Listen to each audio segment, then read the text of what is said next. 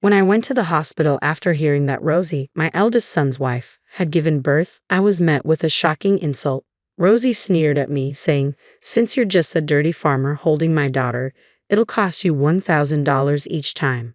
Her words were a cruel jab at my occupation, implying that I was unworthy and unclean. My anger erupted. I had endured previous instances of disrespect, always striving to maintain a civil relationship because she was my son's wife, despite our differences.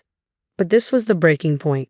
Rosie's disdain for my profession, her blatant disrespect, and her mocking attitude had filled me with a profound sense of disgust. I resolved in my heart to sever all ties with her. Determined to make a statement, my husband and Anne left the hospital, choosing not to present the baby gift we had brought.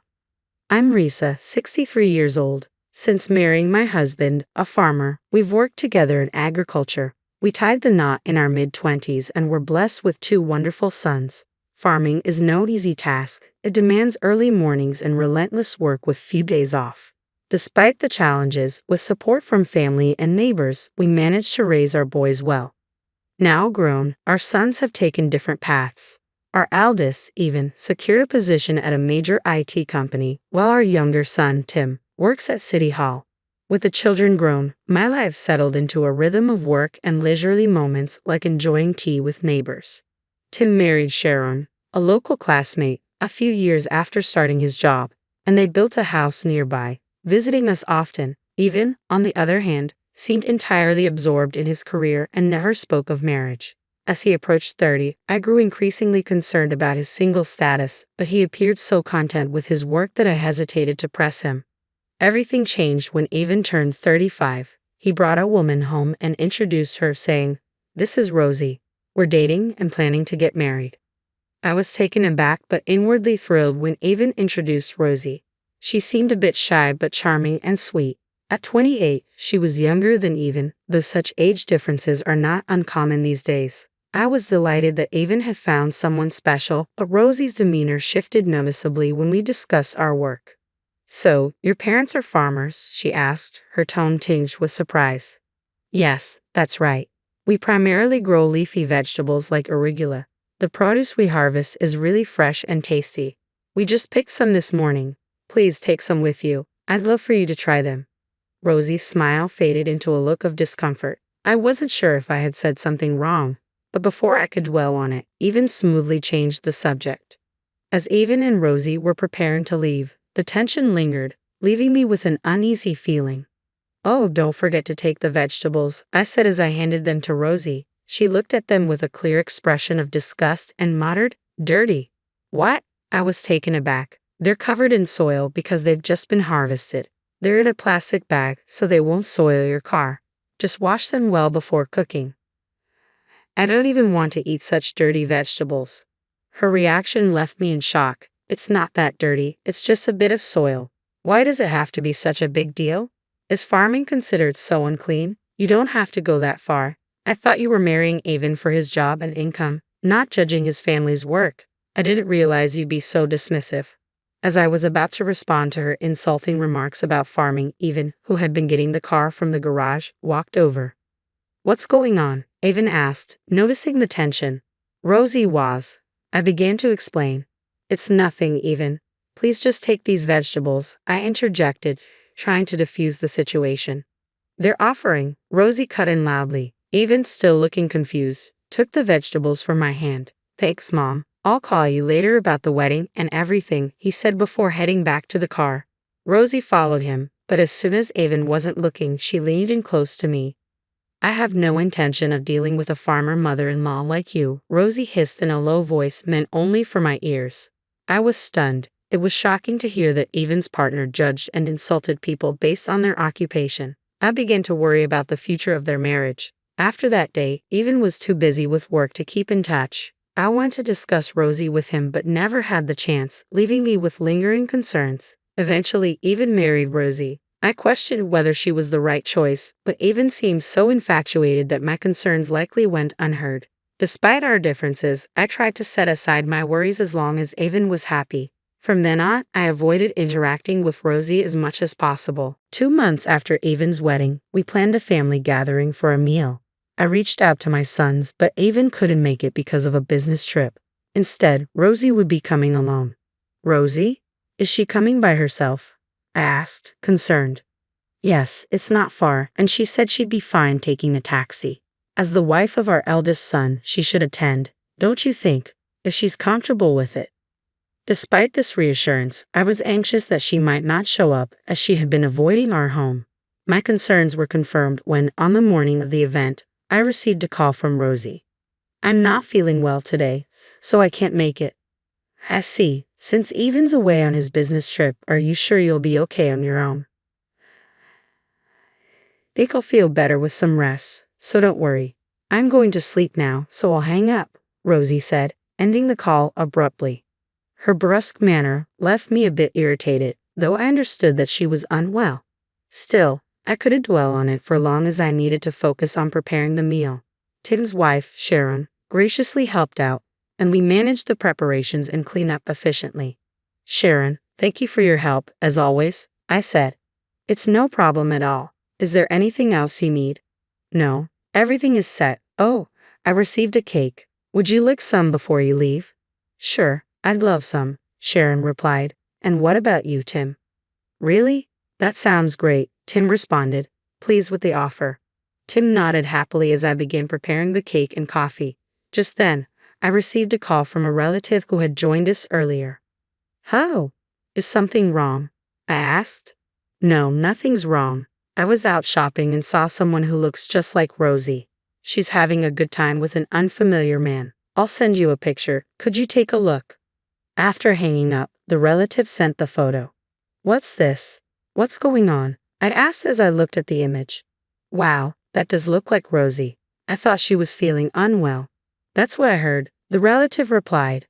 The photo clearly showed Rosie walking arm in arm with an unfamiliar man and looking anything but unwell. The possibility of cheating crossed my mind, but with just this evidence, we couldn't be certain. I was too stunned to speak. The lie about her illness was troubling enough, but the thought of her possibly cheating on Evan was overwhelming. Confronting her about it might lead to evasive explanations, and I was at a loss for how to tell Evan, who was eagerly looking forward to their wedding, that he might be deceived. Yes, you're right. Although they were legally married, the wedding ceremony was still 4 months away. Evan, despite his busy schedule, was dedicated to planning a beautiful celebration for Rosie. I couldn't bring myself to tell Evan that he might be cheated on, especially without solid evidence. Tim's comment left us all sighing in frustration. About 6 months later, Rosie gave birth to a child. Her pregnancy had come to light shortly after the suspicions of infidelity surfaced. Despite my lingering doubts about her fidelity, I was genuinely thrilled about the arrival of my first grandchild. When we heard the news, my husband and I went to the hospital. In the room, Rosie was holding the newborn. Congratulations on the birth. How are you feeling now? I asked. Still a bit tough, but better than I expected, Rosie replied. I'm glad to hear that. Is Evan at work? He was here until just a moment ago, but he left after getting a work call, Rosie said, gently stroking the baby. She's adorable. May I hold her? At my request, Rosie's expression soared. What? No, absolutely not. Don't touch her. Why would you say that? I asked, taken aback. Because it's dirty. Farmers always have dirt under their nails, don't they? I can't let such hands touch my daughter. She looked at me and my husband with disdain. If you really want to hold her, it'll cost you. Mother-in-law, you're dirty, so holding my daughter costs $1,000 each time. Given your background as farmers, you probably don't have that kind of money. I was overcome with anger as Rosie laughed mockingly. Despite my efforts to treat her with respect as my son's wife, even though we didn't get along, I had reached my breaking point. Rosie's contempt for people's occupations and her insulting remarks had filled me with disgust. I resolved in my heart that I would have nothing more to do with her. Then I'll give up, I said, and with that, I left the hospital without leaving the baby gift. Half a year later, Tim and his wife welcomed a long-awaited grandchild, a charming baby boy who was so adorable that everything he did seemed precious. As I was focusing on preparing for my grandson, Rosie suddenly arrived at our house. Hey, is it true that you bought Sharon a stroller and baby clothes? She demanded, her voice full of anger. I sighed. What's this about? Yes, we bought Sharon a stroller and clothes. Is there a problem with that? I asked. Why buy gifts only for Sharon? You never buy anything for my daughter, Rosie retorted. That's because you called me dirty, I replied. I figured you wouldn't want anything from someone you deemed unclean. Rosie's face twisted in frustration. Well, if I could get presents, it's a different story. I thought it was pointless to be nice since you're poor, but if you're giving such nice things, maybe it should have been more cordial. With a sigh, she continued, I'm surprised you could afford such a nice stroller on a farmer's income. It's a popular brand, even among celebrities, right? It was expensive, but it's lightweight and easy to maneuver, so I thought it was a good choice. And just so you know, despite what you say about being poor, we earn about $70,000 a year. There's no way a farmer can earn that much, Rosie said dismissively. I sighed again, frustrated with her ignorance. Our farm is large and efficient, with machinery that helps us harvest a substantial amount of vegetables. The quality of our produce allows us to sell at a higher price. We have contracts with restaurants across the country and sell directly, ensuring a stable income with no surplus. You clearly don't understand farming, yet you make such unfounded claims. I have no intention of continuing any association with you, so please leave. But it's unfair that you only bought gifts for Sharon. You didn't even give me a baby present, Rosie protested. I'm sorry, but I won't give a gift to someone who calls me dirty. We always give gifts to Sharon as a token of our appreciation for her help. She actively participates in family gatherings, assists with household chores, and even helps me with technology, which I'm not great with. It's our way of showing gratitude for her constant support. There's no reason to give gifts to someone like Rosie, who does nothing but make rude comments. Still dissatisfied, Rosie continued to complain loudly outside our house. As her ruckus started to attract unwanted attention from the neighbors, Even emerged from the house. What's going on here? He asked, clearly annoyed. What? Why is Even here? I thought you were at work, Rosie said, surprised. I took the day off. I needed to ask something, Even replied. Rosie gaped at his unexpected arrival. Evan then turned to her and asked, Why are you insulting my mother and demanding gifts? How can you say such things? It's not like that, Rosie stammered. Caught off guard in front of Even, who she had always tried to impress, Rosie began to panic. I just told her to stop because she tried to touch the baby with dirty hands. Then she got angry and started being mean to me. That's terrible, don't you think? You don't need to lie anymore. I can't trust you now, Rosie, Even said firmly. Why do you trust Mom over me? Rosie demanded. Because, Rosie, you've lied multiple times. You said you were too sick to attend the family gathering, but you were out having fun, weren't you? And then you told me you attended the gathering.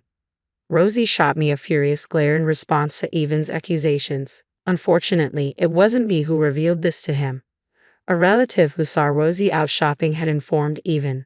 The same relative who sent me the photo had only mentioned that Rosie was out and about without revealing the details about the man. Evan's trust in Rosie diminished upon learning that she had lied. I've heard everything from Mom, Even continued. You've shown a lot of disrespect just because we're farmers. That's because farming is a job for people at the bottom of the social ladder, Rosie retorted. I never thought anyone decent would be involved in it. You insulted Mom and Dad based on your own prejudices without even knowing them. I'm truly disappointed in you, Rosie. I don't want to see you anymore, so please leave, Even said coldly. Rosie's face went pale at his words. Leave? You mean from the apartment? Yes, I can't live with you any longer. Please pack your things and go. The divorce papers will be sent through a lawyer. I'm sorry for what I said to your mother, but a divorce just for that seems excessive, Rosie protested. She clung to Even, tears welling in her eyes. It's not just about that, is it?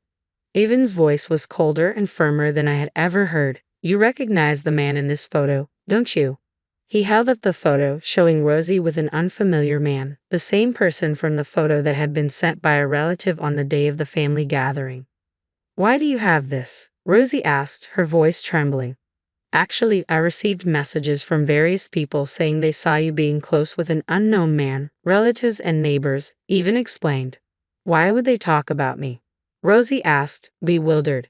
People in the countryside love to gossip. Everyone was concerned that Even might be cheated on and quickly informed me. In small communities, news travels fast, and seeing Rosie with an unfamiliar man raised suspicions. I was advised to look into it. Rosie, I hired a detective, and they found a strong indication of infidelity. Rosie, realizing she couldn't escape the situation, leered at me with intense anger. This is why I hate the countryside, cheating. And what about it? Evan asked. It's Evan's fault for neglecting me. I was lonely, Rosie snapped. If you were lonely, you should have told me directly, Evan responded. I thought it would be a bother, but I promise I won't cheat again. Please forgive me, Rosie pleaded, tears streaming down her face. Despite her distress, Evan's expression remained stern. You said you were lonely because I was always working, but this report shows you were involved with someone even before our marriage. What's that about? Are you still lying to deceive me? Evan asked. That's a lie. It's a false report, Rosie insisted. The report indicates you've been in a relationship with someone since college. You've broken up and gotten back together several times. We even know his name, so maybe it's time to stop lying, Evan said. Rosie's face went pale, and she began to tremble. From the photos, it looks like you've been buying quite expensive items. I didn't realize you were using my money for this. It was just impulse buying due to stress. Even so, you've spent a lot of money on brand name products, money I worked hard to earn. And on top of that, you've been unfaithful. I can't trust you anymore, Evan said firmly. Please, anything but divorce, Rosie begged, tears streaming down her face. Our daughter is still so young. I can't survive on my own if we divorce. Rosie clung to Evan, sobbing. I thought if she was going to act this way, she should have never cheated in the first place. It was too late for regrets now. I'm sorry, but my decision is final, Evan said. I'll be filing for divorce and seeking compensation for your infidelity. But our daughter is still so young, and I can't work. How will I manage to pay any compensation? Rosie pleaded. That's not my concern, Evan replied coldly. You betrayed me, so it's only fair that you face the consequences. I'll consult with a lawyer and let you know the amount later. Rosie seemed to realize that Evan was resolute. She stood up, her demeanor shifting to one of anger. You've been saying whatever you want. Don't you have a heart? If you're talking about compensation and divorce, then you need to pay child support. Can you come up with $100,000 right now for her upbringing until she turns 20? If you can't, I won't agree to the divorce. Rosie said this defiantly. Men have it easy. Even if you decide to leave me, you don't have to raise the child. At least fulfill your role as a father by paying child support. She likely thought this would put Evan in a difficult position. Rosie crossed her arms with a triumphant look, but Evan just snorted. Fine, I'll pay, but only if the child is actually mine. What do you mean? Rosie's face tensed immediately. I had noticed something unsettling since I first saw my granddaughter. As she grew, it became more apparent. She didn't resemble either Evan or Rosie. Today, after seeing the child again, I noticed her lighter pigmentation and droopy, large eyes. They seemed to resemble the man Rosie was seen with, not Evan. Seeing the face of the man Rosie cheated with, I became certain that the child looks like him. If Rosie has been involved with him since before our marriage, it's possible the child could be his. That's not true. She is your child, Evan, Rosie insisted. Then let's do a test to clarify things, Evan replied. Wait, there's no need for that, Rosie said, her desperation evident. Despite her pleas, no one was convinced. We need to settle this, Evan said firmly. If the test confirms she's my child, I'll pay $100,000 in child support as part of the divorce. If she isn't, I won't pay a dime. That's outrageous. You can't test a newborn baby, Rosie protested. It's possible. I know someone who has conducted such tests, Evan said, showing he was serious. Rosie's face turned pale, and she held her head in her hands. Regardless of the results, I'm proceeding with the divorce. Please leave the house today, Evan said. Wait, please, just listen one more time, Rosie pleaded, grabbing my hand. Mother-in-law, you love your granddaughter, don't you? I'll let you hold her as much as you want. Just forgive me. Rosie clung to me, but I had no intention of forgiving her after all the disrespect she had shown. It doesn't matter anymore. I don't need to hold her. Please stay out of our lives. How can you say that? Rosie cried out, but Evan ignored her pleas and closed the front door. For a while, the sound of Rosie pounding on the door and shouting filled the air. But she eventually left when neighbors began to gather. With Rosie successfully removed from our lives, I was relieved to cut ties with her as well. Later, a DNA test confirmed that the child was not Evan's. As a result, Rosie was not entitled to child support and instead faced the financial burden of paying compensation. Having been ousted. All right, this is one of those few times I post here because usually these problems aren't as bad and I can handle them on my own. This time, however, it's gonna be a little crazy. Let me start from the get-go. Basically, what happens in my family is that my husband Gail is very attached to his family, especially his parents. It's gone to the point where if they jump, he's not going to ask why. Instead, he's going to ask how high. Obviously, that level of dependence and trust can sometimes come back to bite you even when you don't realize it. That's what's happening with Gail. He doesn't realize how damaging his dependence is getting, and when I try to tell him about it, he just gets mad at me. The very main reason that all this happened, and the reason I'm posting this story, is because my husband has been spoiling them since the very beginning. I get wanting to take care of your parents. I do. If my parents were living near us, I'd like to take care of them as much as possible too, but I would not do it to the extent that Gail and I do. That's the limit that I understand we don't have to cross. But Gail, unfortunately, does not. My in-laws have been asking us for money.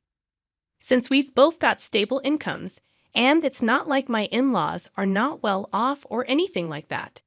They don't necessarily need the money from us. They can support themselves and even afford certain luxuries, so they don't need to ask for money, but they still do. Initially, I was okay with it because I understood that they're Gail's parents, and I'd need to fit them into our lives as well, but over time I got a bit icky about it. We've sent them so much money over the past years that if we saved that amount, we'd be able to go abroad on a vacation twice. I told Gail that he should not spend all his money on them simply because, well, then there's nothing left for us to save. But he did not understand.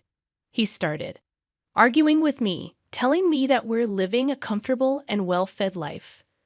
So why can't this spare some extra money we have and just give it to his parents? I tried to make him understand that it's not about not supporting them. It's about him not caring about supporting me. We would need money if we ever decided to have kids, and if we wanted to make a big purchase or anything like that. It looked like he understood my point, but he still was not willing to stop giving them money. That made me so angry that I almost left the house that night. My anger was fueled even more when I remembered how they treated me in the past. If they were nice and loving ones who treated me well and let me feel like I was actually a part of the family, maybe I'd be nicer to them. They were horrible to me. They never made me feel like I was a part of the family at all. And when I needed them to be there for me, they weren't. When Gail and I got married, we weren't that well off. I had just graduated, and it had not been that long since Gail started working as well. This meant that we didn't actually have enough money to invest in a house and buy it. I perfectly remember Gail and I going to my in-laws and having a proper discussion with them, telling them about everything we're going through and making them explain how hard it is. However, when we asked for some money to start the process, they immediately said no. It's like they did not even take any time to think it through.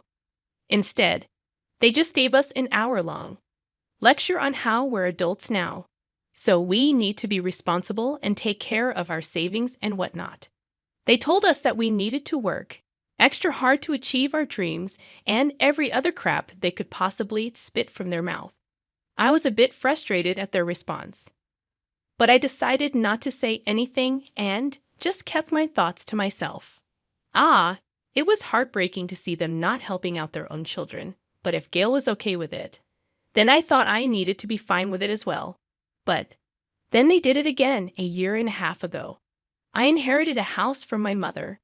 It was a beautiful house, but it needed a lot of work.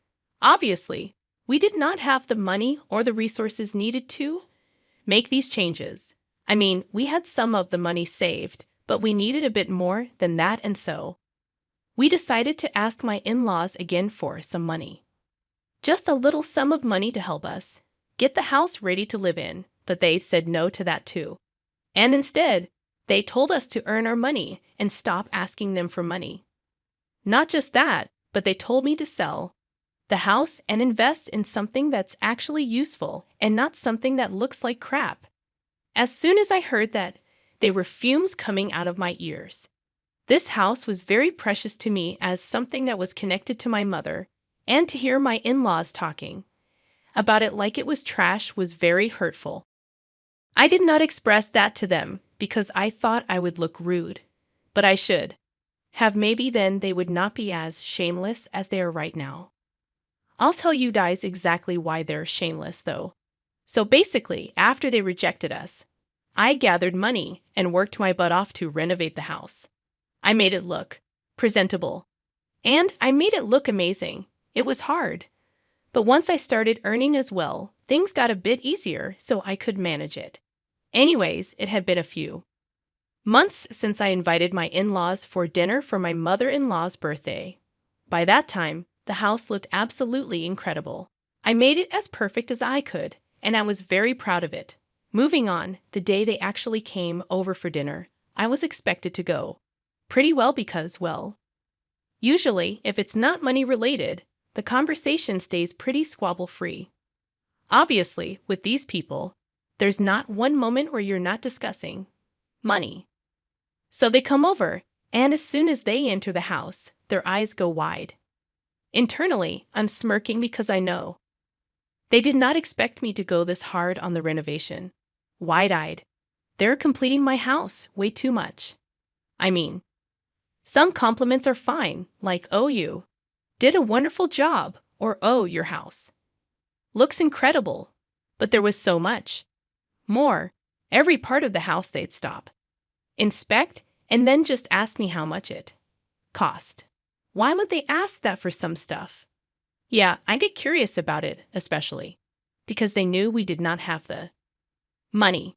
It's not like they gave us the money either, so I'm sure they were curious as to how I managed to afford all this, but honestly, I found their questions a little rude. It just felt way too forced. Like they weren't actually interested in the job I did or how pretty I made it look. They were just interested in how much it cost, and I actually did not realize it back then, but after what happened during dinner, it all made complete sense to me. Dinner was chaotic, to say the least. It started out very decent. It was a good conversation going on, and it even had a nice flow to it. But then my mother-in-law started talking about dream vacations. First, she asked me what my dream vacation was and where I'd like to go the most. But when I answered her question, it felt like she wasn't really interested and was waiting for me to finish as soon as possible.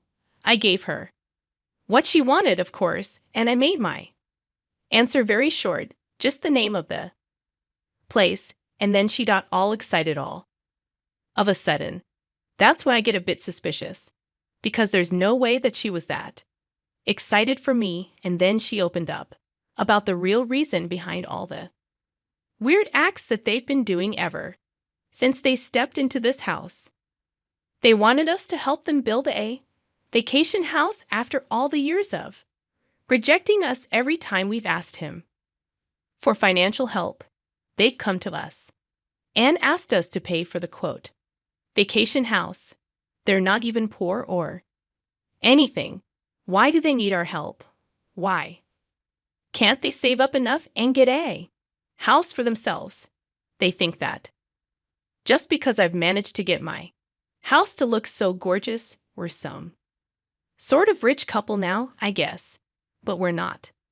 I asked them to explain it to me a bit more, just so I could have a better idea of what they need and why they're getting a vacation house and stuff. But the response shocked me. They want to get one just because they're bored with their lives and they want a house to be able to go to every other weekend. For some reason, they can't afford the house by themselves, and they told us that they know that we've got money saved on because this house looks like it costs a lot. At that point, I was aggravated, and so I told them we did not have that kind of money to waste. That was very wrong too. Say because Gale looked at me like I murdered his parents in front of him as soon as these words were out of my mouth. He glared at me and told me that anything that we spent on his parents, happiness was never a waste and I needed to quote, watch what I say, which is ridiculous because he knew I was right. A vacation house is not a necessity to have, and it's not like they're going to die if they don't get it. My father-in-law still works and they can save up and get one by themselves. They don't want to do that though. They want us to give them money so they can take the easy way out. Then I remembered that Gale is not an only child. He has an older brother as well, so why weren't they asking him for money? I brought that up because they were getting too defensive and looked like they were about to make a living hell for me. Apparently, Seb isn't as financially stable as us, so they don't want to burden him with this. Oh, I'm sorry, but I could not keep my mouth shut at that point, and I expressed what I was feeling, but I made sure I was not being disrespectful. Seb was earning as much as we were. He just had children to take care of, so most of its expenses were going towards that. However, I wanted to try it for kids as well. And if we kept giving my in-laws money, how would I save enough to take care of my children? The counter-argument we received was that we don't have children right now, which means we've got more money to spare than Seb and his family. And then they started emotionally blackmailing Gale because they knew that they would not be able to get through to me. They started talking about how they were lonely and bored because both their sons had started their own families, which is why a vacation would benefit them really. Well, Gale fell into the trap because why wouldn't he? As soon as his parents get a little bit emotional, he does everything that's asked of him. I knew I could not did him then, but I didn't want my in-laws to know they've won us over. How I kept saying that the arguments were progressively getting worse and unstoppable. Well, this is the consequence of that. A week ago, Gale and I had one of our biggest fights. We've never fought this hard before, and it was actually a bit weird how aggressive he was. Obviously, there was no physical aggression. He wasn't raising his hand to me or anything, but his words hit much harder. He basically told me that $100,000 he's planning to give to his parents is not just mine, so he can do whatever he wants with it. He thinks that he was being nice by asking for my opinion and my permission before taking action on his own. But he doesn't need to do that anymore. The fight got worse when he actually gave the money to his parents, and he returned home from work one day and did not even bother mentioning anything to me. It wasn't until my mother-in-law called me to tell me that she got the money that I found out that he gave it away. I was enraged, obviously. We had not discussed giving the money away, and he knew I was not okay with the fact. Yet he was still going to go ahead and just give it away. He didn't even keep a single dollar for ourselves. The entire $100,000 he saved up over the years, he gave to his parents. Then, when I told him that he needed to get the money back, he told me to shut up and let him deal with his parents how he wanted. Even when I was factually arguing that we're a couple and we should decide on big financial decisions together, he wasn't having it. It seemed like he totally got tired of us constantly arguing because he threatened me with a divorce right in the middle of our argument. He suddenly screamed at me and told me if I tried stopping him from giving a share of the money to his parents, he was going to get a divorce and leave me all alone. It was the most ridiculous thing I've ever heard. I've been with him through everything in his life, and now he was going to leave me because I was trying to put our family first instead of his parents. At that point, all I could ask him was if he did not care about what I wanted and how I wanted to build our life together, have children, and live a happy life. He cared for none of it, but instead, he wanted to give all this to his parents while I was suffering in the background. In a moment of anger, he walked out of the house and slammed the door behind him. And it's been a week since he's been home. I've tried texting him multiple times. I've called him so many times, and I've left more than a dozen voicemails. but he keeps ignoring them or leaving me on hold. Guys, I'm so hurt because I didn't think I'd ever lose Gail, especially over something as silly as this. I've contacted my in-laws, and it turned out that Gail had gone back to live with them for the past week. He hasn't been home once, and I'm so stressed and confused about what's going to happen and how I'm going to deal with everything. Update number 3. So a few more days into this mess, I decided that I could not keep myself trapped in this family forever, especially if they act as messed up as they are right now. I was not sure about my decision in the early days, but now, after waiting for Gail to come home for more than a week, I decided that I needed to take action and set him straight. Well, if he wants a divorce, that's exactly what he's going to get. So I contacted my lawyer first thing that morning and let him know the situation. She let me know that I could not only divorce Gail, but also take him to court. After the entire meeting ended, I decided that I did not need this house anymore. The only thing it was doing now was reminding me of my husband and all the good and bad memories that we've had together. That's why I decided to sell the house and keep the money for myself. Gail could not even ask for this money legally because the house was in my name, given to me by my mother, and I could do anything I pleased with it, right? So I sold it. It brought me a lot of money, which helped make the court case much easier to process. So the next day, while I finalized the divorce papers and had them sent to Gail, I knew the exact time he received those papers because I got the most heated phone call one could ever get. He was talking about how I was being stupid, and it didn't matter because he was going to divorce me as well. And then he got to find out about me taking him to court, and he absolutely exploded. Obviously, no one wants to go there or anything, but I hung up on him midway because I've had enough of his anger now. Then the days of the court case came. I was feeling all kinds of jitters, and I was nervous. What if it went wrong? What if I lose the money I've made from selling the house? All these kinds of questions were raising in my head. But I did not let them take control of me. I got dressed in a way that I said was confident, put my best smile on, and I reached the court doors. It was the final hearing of the divorce, and it went incredibly well. Not only did I get to keep all the money from the house, I also got $100 from Gail as alimony as a legal obligation. I was shocked. I did not expect to win more money from him, but it was worth it for all the damages he's done to me and to my mental health. I should accept this money with grace.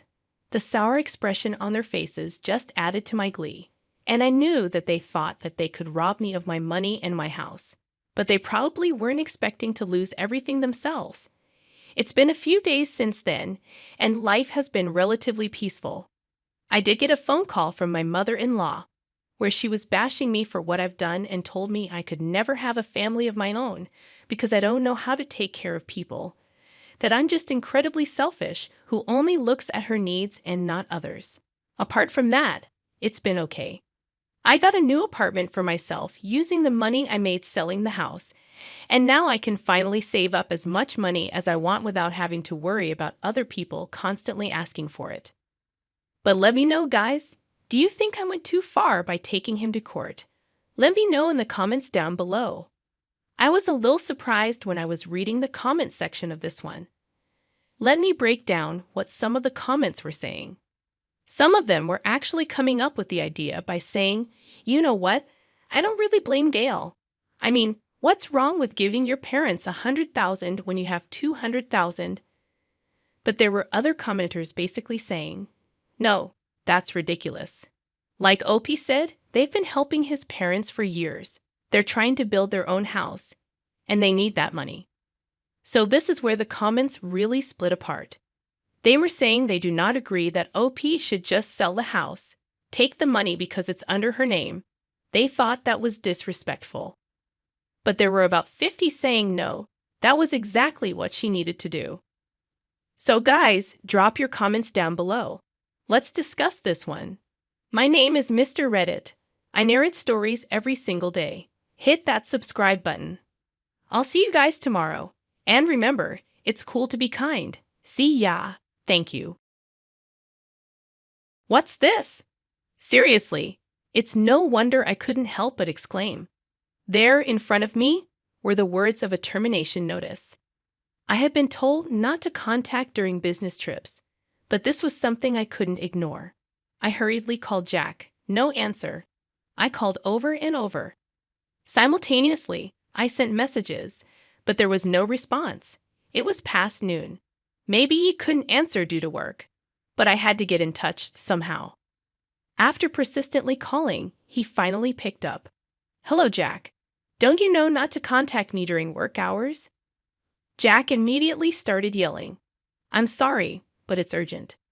I've received a certified letter from the company. I told you not to contact me while I'm on a business trip. Jack was not willing to listen. What if your actions ruin the contract? It seemed impossible to get him to listen. All right. I decided to keep silent about the termination notice, as a result of not contacting at all. My name is Sarah Johnson, 30 years old. I work from home as an industrial designer. Simply put, as an industrial designer, I design the shapes of products. I used to be an employee of a major company working from home, but now I've become independent and freelance. Thankfully, my work is going well, and I'm earning a decent income. At 26, I married Jack, whom I met through a friend's introduction. Even after getting married, I continued to work for the company. But when I became pregnant with our 2-year-old son, Kyle, I switched to working from home. Since then, I've been working from home while Jack worked at the office. After maternity and parental leave, I returned to work from home. Although my salary was lower than when I was going to the office, it's easier on my mind and body than commuting and leaving the child in daycare. Our company created a great system. However, Jack seemed unsatisfied with my reduced salary. Shouldn't you go back to work, even if it means putting Kyle in daycare? We've got a mortgage to pay, and with the economy being down, the company's performance isn't looking up either. Well, that's true. But if we put Kyle in daycare, we have to pay for that too. I think it would end up costing about the same. When we got married, Jack and I took out a joint mortgage to buy our new home. Renting is like throwing money away. It's better to stretch a bit and buy a place. It'll be easier in the long run. Jack, who works at a securities company and is fussy about finance and assets, would argue. Convinced by his point, I agreed, and we bought the apartment, located near a convenient station for commuting. It was a bit pricey, but we were told it would appreciate in value. Life was peaceful until I started working from home. But then Jack began to show his discontent. It seemed it wasn't so much about the money, but rather he felt it was unfair that I was the only one staying at home. If the costs are going to be the same, you might as well go back to work. Staying home all the time leads to a lack of exercise and isolation from society. Sure, there's some truth to that, but with my first childbirth and now child care, it's easier on my body to stay home. Getting help is difficult, as both Jack and I are from out of town, and our families live far away. We can't easily rely on either side for assistance. When I brought up this topic, I could sense Jack's real feelings from his muttered response. It's unfair that only Sarah gets to stay home. I wish I could too, but there's a difference in our jobs. I'm a designer and Jack is in sales. I can finish designs on my computer and just send the data. But Jack's work can't be done from home. That's true, but still, it feels unfair that only Sarah gets to enjoy this nice house, he complained. Hearing these words surprised me. What do you mean enjoy alone? This is our home. Yours, mine, and Kyle's. First of all, we're both paying the mortgage. The rights should be split equally. Jack's childish remarks made me worry if he was really okay. Even as a father, Kyle was growing up well, and I was managing both child care and work from home. I also took the bold step of becoming independent as my work was well received, and I started getting offers from business contacts. However, around that time, Jack began coming home late and working more on weekends. It's a tough economy. I've got to work harder, or my sales allowance will keep shrinking, he'd say with a sarcastic sigh. Lucky are those who can work comfortably at home. No need to endure crowded trains to commute, huh? Must be nice, he'd say, implying I was lounging at home while he worked hard. But that's not the case. I'm taking care of the child and household chores while working from home. I'd often have to go out for work and other necessities. I'm certainly not just lounging around at home. Fed up, I once confronted him. Look, I'm not just playing around. Why can't you understand that? I'm paying my share of the mortgage too. Oh, is that so? Jack interrupted, his face turning red with anger. I must be such a failure, huh? Can't even get a mortgage on my own with my meager salary. I never said anything like that. Unlike the talented designer that you are, I have to desperately plead with unpleasant clients every day just to get paid. It always felt like that. No matter what I said, Jack would only take things negatively. I got so tired and eventually stopped talking to him altogether. It seemed pointless to say anything, and gradually, I started to wonder if there was any point in living together. But Jack was Kyle's father. The thought of taking away his father seemed selfish, and that held me back. Maybe because I stopped talking, Jack started behaving even more selfishly and eventually almost stopped contributing financially. It was supposed to be a joint mortgage, but now it looks like I'm paying it all by myself. It's tough, but with my current income as a designer, I can manage the mortgage and living expenses on my own. Jack probably knows this, and that's why he's behaving like that. I think if we were at risk of losing the house because we couldn't pay the mortgage, he'd contribute something. Jack is that kind of calculative person. And around that time, I started to have a suspicion. Maybe Jack had another woman and was spending his money on her. If that's the case, I have no choice but to take a drastic step. Of course, I'd make sure he pays what he owes. I wanted to find proof, but I didn't know how. The most reliable way would be to hire a detective agency, but that's expensive. If I knew the dates, times, or places to look, it would be easier. But with just a vague suspicion, I had no idea how much it would cost. Right now, I'm managing, but if Jack and I were to separate, there'd be future uncertainties. I'd prefer to save as much money as possible. Then one day, while I was feeling uneasy, a certified mail from the company arrived. Jack was on a business trip and had been gone for 2 nights and 3 days. Why would they send something like this on a day he's away? I was even more perplexed but curious, so I decided to open it, telling myself that if it was urgent, I needed to contact him immediately. I opened the envelope. What the heck is this? I couldn't help but exclaim. It was a termination notice. I was told not to contact Jack during business trips, but I couldn't just ignore this. I tried calling him, no answer. I called again and again. I sent messages too, but got no response. It was past noon. Maybe he couldn't answer because of work, but I had to get through to him. When I kept calling persistently, he finally answered. Hello, Jack. I told you not to contact me when I'm working. Jack yelled as soon as he answered. I'm sorry, but it's urgent. You see, there's this certified mail from the company. Don't contact me when I'm on a business trip. Jack wouldn't listen at all. What if you ruin a contract because of this?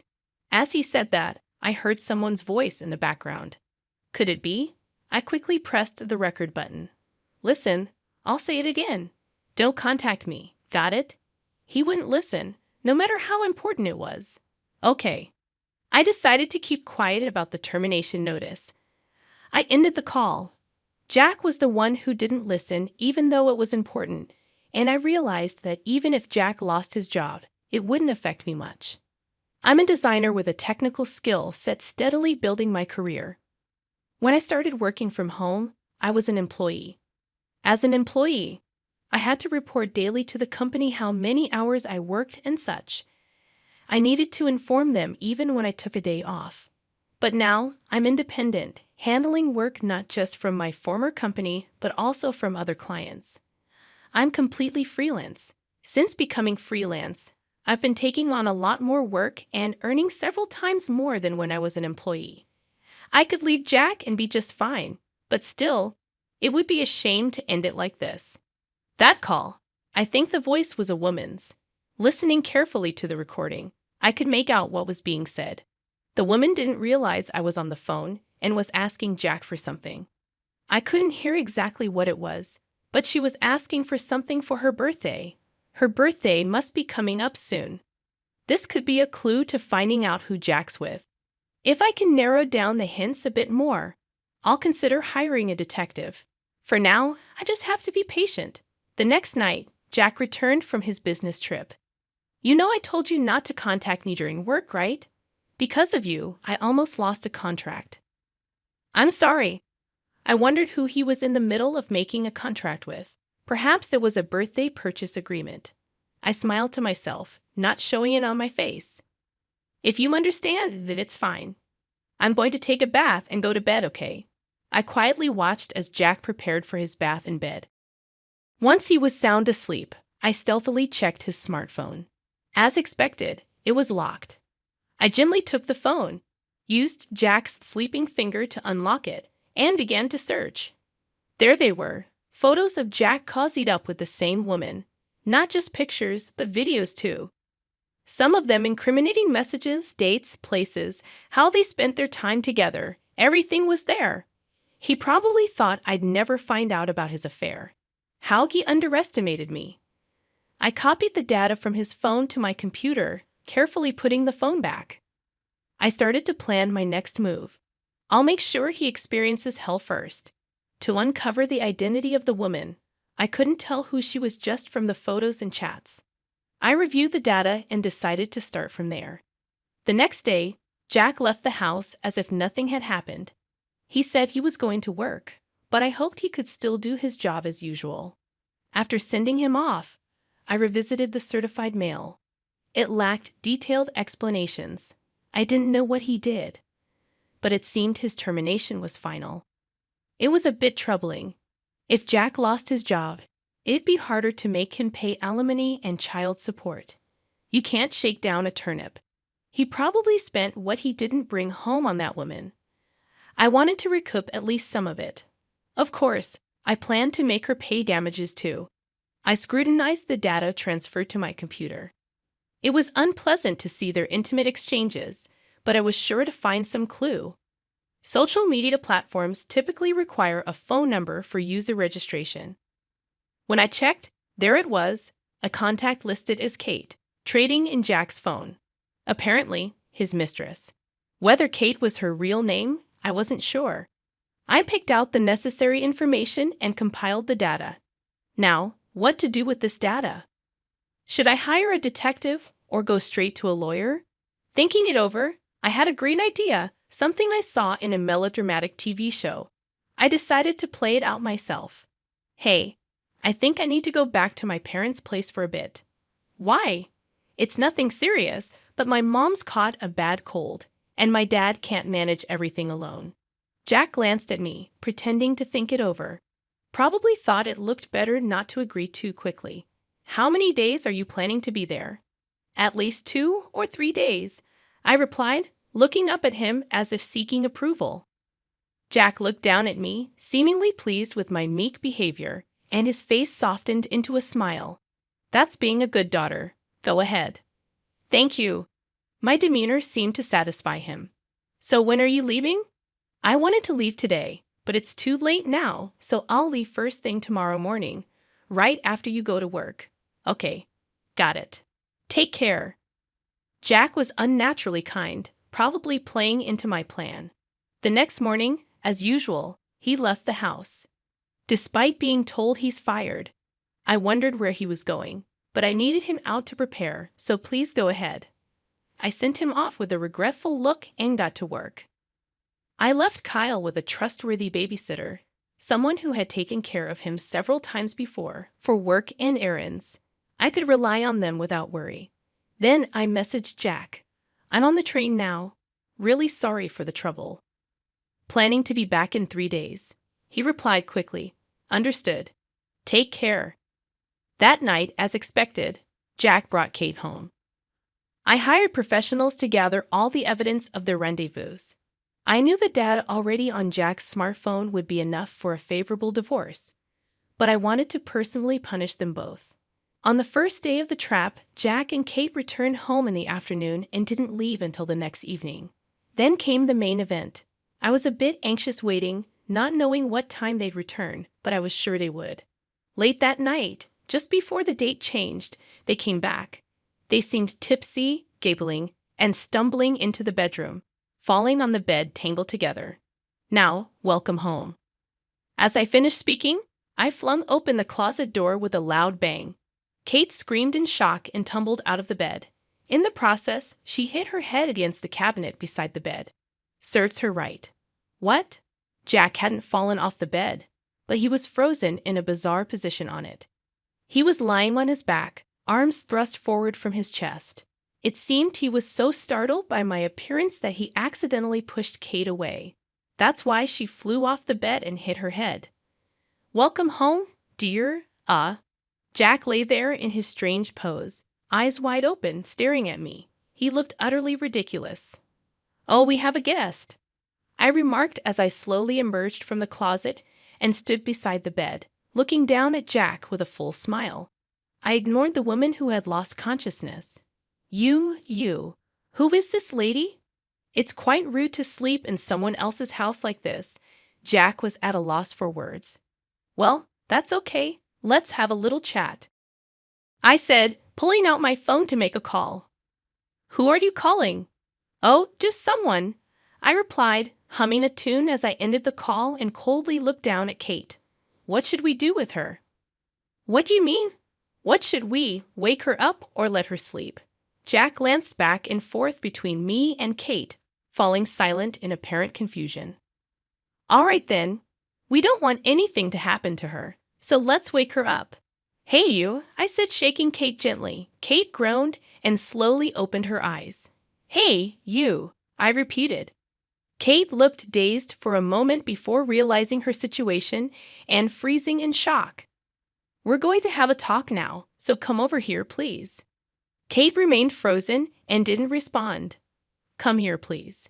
Yes, she replied reflexively after I spoke a bit more sternly. I called both of them to the dining room and had them sit side by side at the table. I really don't want to have you sitting here, but well, you've already made yourself comfortable, haven't you? The table will do, I said, making it clear there would be no hospitality like tea. Now, I want you to answer some questions. If you're honest, I might consider certain things, like maybe reducing the damages. You owe the word damages turned their faces pale. So, when did it start? What? When did the two of you start this relationship? Be honest, or the damn damages will double. Jack's eyes darted around nervously, and Kate just kept blinking rapidly. Since when? Today. Today was the first time, right? Yes. A lot, really. Yes, we met today for the first time, and since you weren't here, we just got carried away. Yes, they both said, seemingly agreeing on the story. That's a lie. Ding dong. The people I had called arrived. I asked Jack and Kate to wait while I let my guests in the dining room. Two professionals, a man and a woman in suits, entered. Please, the woman took out an envelope, and the man opened his laptop. Here, take a look. The screen showed yesterday's footage of Jack and Kate entering the room, followed by the interior video. Hey, isn't this illegal filming? That's right, it's a crime, they protested while Jack and Kate were making a fuss. The detective agency explained everything properly. Indeed, secretly filming someone is voyeurism, but if it's for the purpose of catching evidence of infidelity, it's allowed. Moreover, this was a job undertaken by professionals, meaning the detectives from the agency following a request. Therefore, it doesn't constitute a criminal act. Got it. So this isn't a crime. Both Jack and Kate sat silently, heads bowed. Once again, when did it start? They didn't answer. Since when? You said today was the first time, but that's a lie, right? Well, yesterday, Jack began, raising his head to meet my eyes. I'm sorry. What I said earlier, it actually started yesterday. We drank too much, and one thing led to another. Yes, I'm sorry, they both apologized. So, you admit to the affair? Yes, we're sorry, but it was just this once. Sorry, it's true. It seemed they were trying to settle the matter with this version of the story. I told you before, if you lie, the damages will double. It's not a lie. Believe us, it's true. I brought over my laptop and placed it in front of them. If yesterday was the first time, then who are these people? I asked, showing them the photos and videos copied from Jack's smartphone, along with their social media interactions. Ah, another lie. You're taking stuff from someone's smartphone. That's a crime. Sorry to disappoint you, but this also isn't a crime. You heard the reason just now, right? Jack and Kate had nothing more to say and just sat in silence. Eventually, they resigned themselves to telling the whole story. Their affair had started 2 years ago, around the time Kyle was born. Jack said he felt neglected and lonely after Kyle's birth and listed various reasons for his actions. That's when he met Kate, and their relationship continued until now. He described it as a momentary lapse of judgment and expressed regret. Kate looked at Jack with disbelief. Understandably so. She had been showered with sweet words all this time, only to be now referred to as a mistake. Kate, with tears in her eyes, admitted the time they started their relationship, but remained silent about the rest. It seemed futile to ask anything more. I'll arrange another day to talk with both your parents and Kate's parents. I thanked the detectives, sent them away, and also showed Kate out. Could you? You leave too. Maybe stay at a hotel or something. You might catch up with Kate if you're quick. I wouldn't do such a thing. Whatever, just leave. I made sure to send Jack out as well. Later, I arranged a meeting with both our parents and Jack's. My in-laws were mortified, just kept apologizing. My parents sat in silent anger. I showed them all the evidence, including the conversation from the day I caught. So, I want a divorce. I'll take custody of Kyle and demand child support and damages. Jack protested the amount I demanded, but I refused to budge. You've been deceiving me for 2 years and brought another woman into this house. Plus, you stopped contributing to the household expenses. My in-laws were shocked to hear this for the first time. My father-in-law even tried to hit Jack, but I stopped him. I don't want to see that. If you're going to do it, please do it where I can't see. My in-laws promised to cover the damages and child support. Regarding the apartment, I decided to take payment for my share of the mortgage up until now and then leave the rest to Jack. I don't want to live in a tainted house. Just pay me my share and then do whatever you want with it. It would probably end up being sold, but selling it now would only result in a loss. Jack had no capacity to keep up with the mortgage payments. It was unavoidable. I found out why Jack was fired from his company. He had caused significant losses to a client. Not just once, but multiple times. I thought it would definitely be profitable, but every single transaction I thought was surefire turned out badly. Jack explained he felt overshadowed by my success after I became independent and started earning more.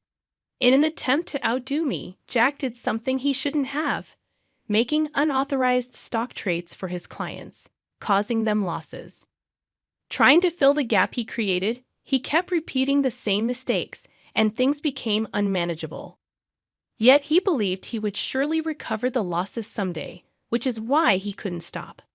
Unaware that his company had caught on, he used his time with Kate to distract himself.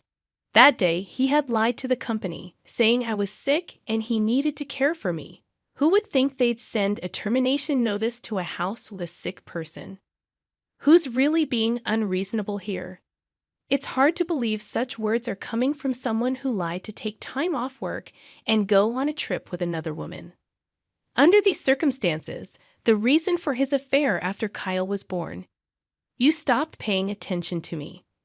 That's to be expected when there's a baby. Even taking care of oneself becomes secondary, let alone catering to a grown man's needs like a child. Tired and unamused by my constant attention to Kyle, he met Kate at a bar and was drawn to her. Kate was young and pretty, and she listened to everything I said with interest. He regained the confidence he had lost. They started a deeper relationship after celebrating her 20th birthday. Kate was 19 when they first met. I bought Kate anything she wanted. Her asking for things was cute. Sarah, you earn enough to buy whatever you want, so you never ask me for anything. To fulfill Kate's wishes, he stopped contributing financially to our home. The apartment has always been your place. I just slept there, so I thought it was fair for you to pay for it. I remembered him saying that. Sarah, if you became a company employee again, you'd only be home for the same amount of time. Then it would be equal. So that's why he wanted me to stop working from home and commute instead. It's truly exasperating, the excuses Jack kept coming up with. None of them made any sense, no matter how I looked at it, but he blamed it all on me. If only Sarah had continued working like before and supported me, none of this would have happened, he said. Hearing these words, even my father-in-law broke down in tears. It was just pitiful, but that's no longer my concern. Because they paid the amount I wanted doesn't mean my wounds are healed or that I can forgive them. But they agreed to pay the damages and child support for Kyle that I demanded, so I have to accept it as good enough. I also demanded separate damages from Kate. Thankfully, her parents were responsible and paid everything on her behalf. I had said that lies would cost double, but I decided against it.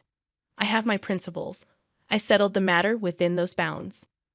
I'm sorry, Kate apologized, appearing before me with her parents, looking completely different from the drunken Kate I had seen before. She honestly talked about her past. Kate, originally from a rural area, was astonished by the stark difference when she came to the city. Her college classmates all seemed fashionable, flashy, and dazzling. Trying to keep up, she started working at a bar. That's where I met Jack. He said he wasn't getting along with his wife, that they were about to divorce. It was just taking time because of the child. I believed him. Kate seemed to have genuinely loved Jack. Jack was handsome and well-paid. He bought me anything I asked for. I was happy that he listened to everything I said. That day, Jack had brought Kate to the apartment, saying they would soon live there together once I was gone. It seems he wanted to save on hotel costs, but Kate believed him. I thought we would soon live together here, and it made me happy. But then Jack referred to me as just a momentary lapse, Kate said with tears in her eyes. That's when I realized I was just being played. Her demeanor didn't seem deceitful, but I won't say I was deceived. I knew he was married and still got involved. It's my fault. I'm sorry. Kate and her parents apologized together. The truth is unclear. Perhaps Jack did have genuine feelings for Kate at some point. However, in the end, he chose to prioritize his interests. It seems that his understanding of the situation was ultimately shallow. He's someone who selfishly acts on whims, just like a child relying on his wife, then feeling neglected and unappreciated. Kate would be better off forgetting about such a man. Kate has since quit college and returned to the countryside with her parents to start over. I'll work and pay back what my parents covered as soon as possible. Although I once despised her, I now hope she finds a straight path in life and happiness. Afterward, Jack was fired from his company and sued for the losses he couldn't cover. That was expected. He lied to the company to take time off and was caught embezzling for his escapades. It wasn't just causing losses to clients. He used that money for personal enjoyment, which led to his judgment. Though he received a suspended sentence, his future is uncertain. I feel sorry for my in-laws, who were good people, but it was a deserved outcome. I've returned to my parents' home, where they help me with Kyle while I continue working. Despite the personal turmoil, my career is going well. Kyle's growth is now my sole comfort. For now, I think I don't need a man in my life, but like Kate, who's gone back to start anew, I too hope to meet someone truly trustworthy someday. I believe there's still someone good out there for me. Life is still long. It's too long to stumble over a single failure and give up. I want to show Kyle a forward-looking, resilient spirit, never to become someone who loses everything due to childish dependency like his father. For that reason, I will keep looking ahead, hold my head high, and keep walking. I will never give up on any happiness. My request for approval was promptly denied. It would be fine if it's the storage shed. I exclaimed, "Don't make a fool of me. Our house is fairly spacious. If the rooms were tidied up, there would be no problem having my father live with us." Truly, my husband's feelings for me and my family are less than that of a pet. Well then, I will sincerely clean up the storage shed and renovate it. Even the storage shed can be used just like a regular room if it's clean. There's meaning in living with my father now, I determined. Aaron, however, seemed unenthusiastic. There's no way I'm doing such a thing. Why do I have to renovate for your father? I recalled the major renovation we did to ensure my mother-in-law, who visits sometimes, would not have trouble staying over. We even installed a bathroom and toilet, similar to a hotel. I won't rely on such a demon-like man anymore. I made a decision. My name is Vivian Westhill, 52 years old. I help with the company my husband runs. My son, Matthew, has left home, and it's just the two of us living together. My mother-in-law sometimes comes over, but since her house is nearby, she doesn't live with us. Reflecting on how I met my husband nearly 30 years ago, I shared, I hate to say it myself, but I was famous for being good-looking in my hometown. My mother passed away in a traffic accident when I was in middle school, and I was helping each other out with my father. Although I was invited out by many men, they were nothing but a hindrance to me. I had a dream of becoming an accountant and was working hard towards that.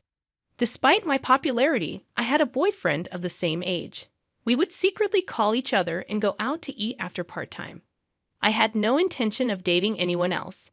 The only people I could let my guard down with were him and my father. He alone appreciated not my appearance, but my seriousness and true strength, among other aspects of my personality and way of thinking.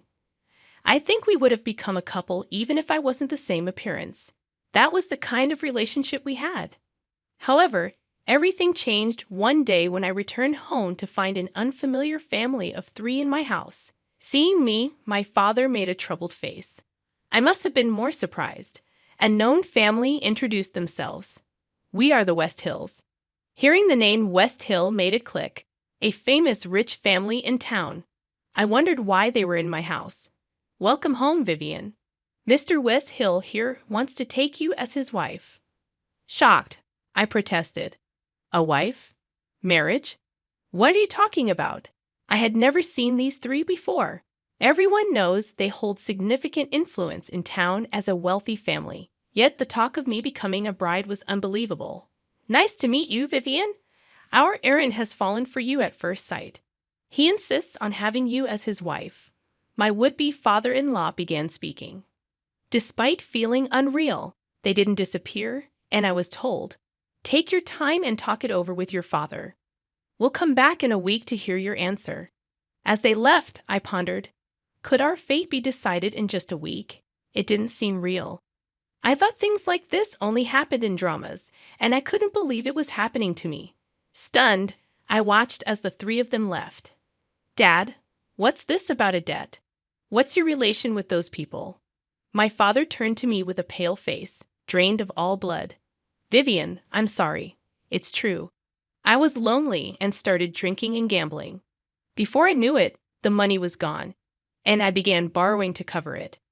Everything I heard since coming home was beyond my capacity to accept. Debts? Why didn't you tell me? I understand you were lonely after Mom suddenly passed away, but having a debt.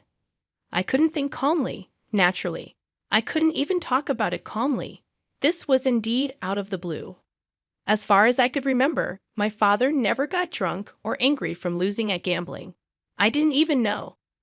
Mr. Westhill invited me and introduced me to a place with Mr. Westhill's face. We could drink on a tab, and I didn't even know how much the bill was accumulating. The same thing with gambling.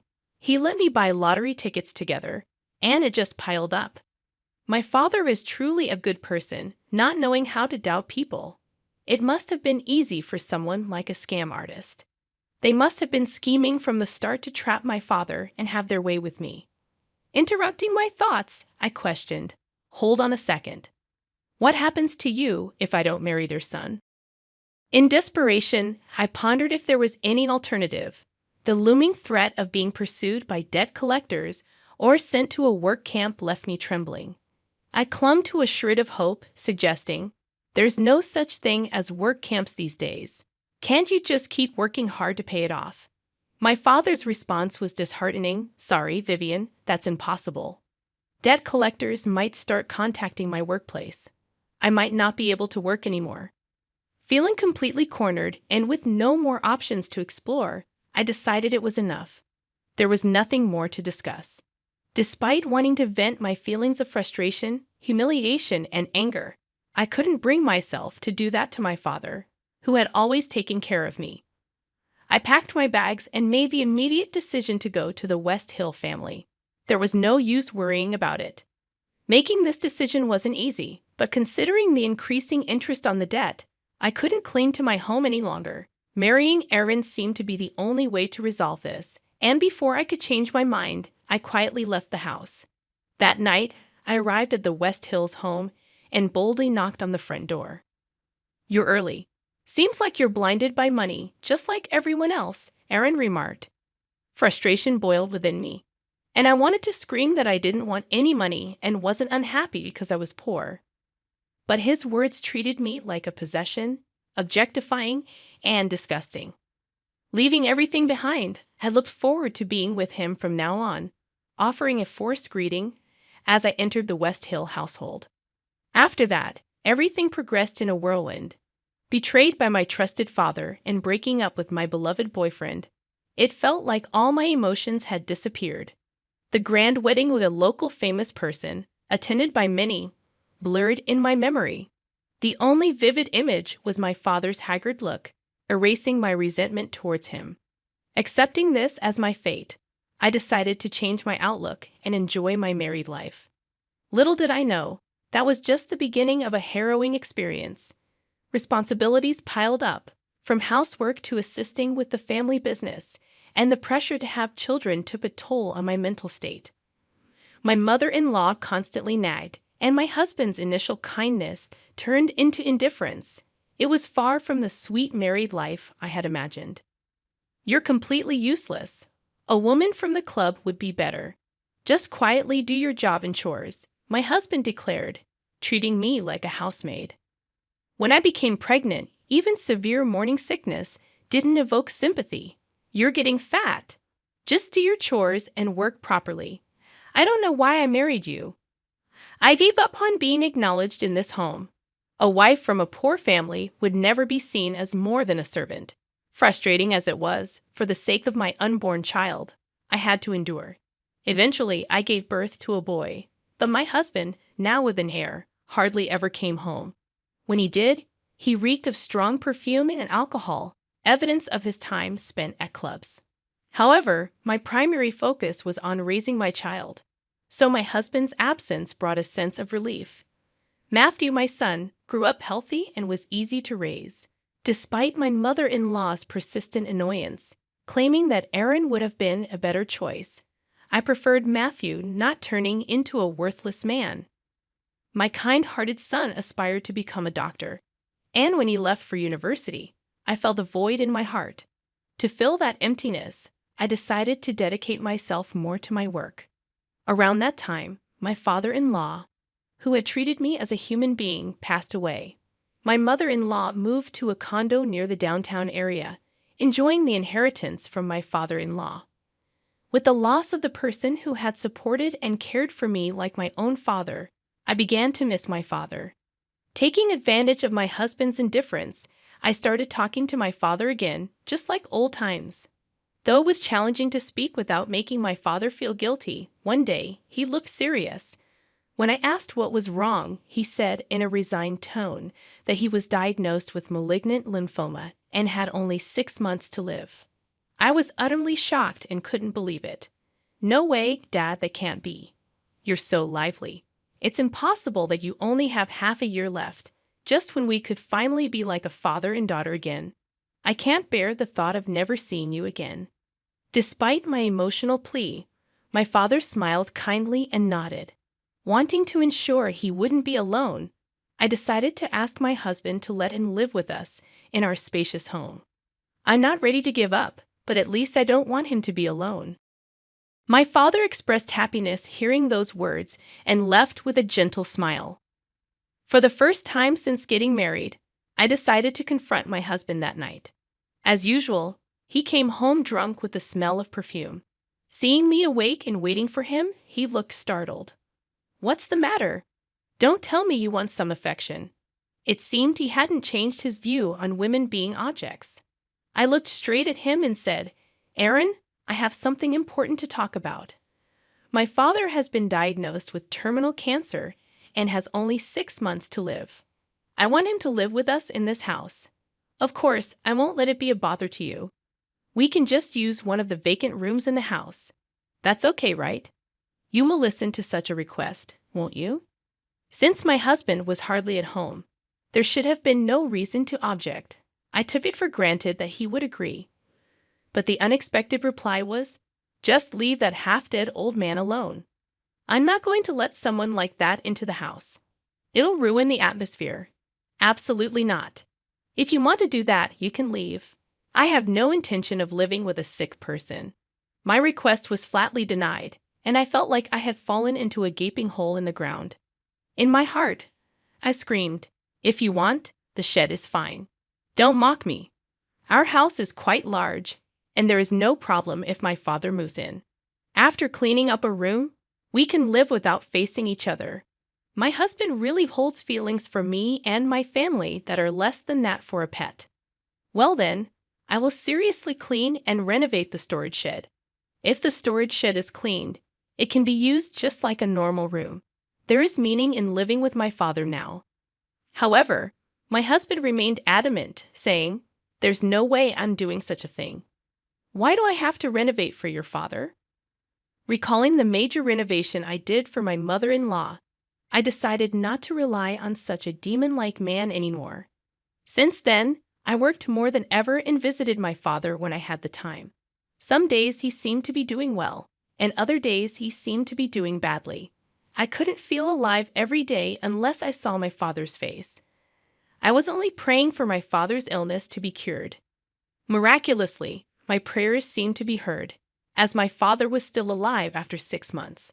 A bright light seemed to shine, and I started to live positively, little by little. About half a year after my father's confession, my husband came back with a pale face. I sensed that something serious had happened because he had never come back early since we got married. "Sit down. I have important news. I was told that I have cancer, and my life expectancy is short." Come to think of it, my husband had been looking pale lately. I thought it was due to drinking too much alcohol or lack of sleep. Strangely, I was not shocked. It was completely someone else's problem. Besides, everyone should take care of themselves. "You were like, leave that half-dead man alone, right? I'll do just as you said.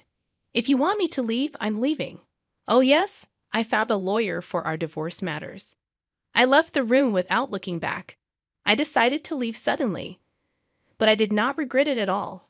You don't have a penny, do you? Where do you think you're going, leaving this house? You won't be able to live a luxurious life like you have been.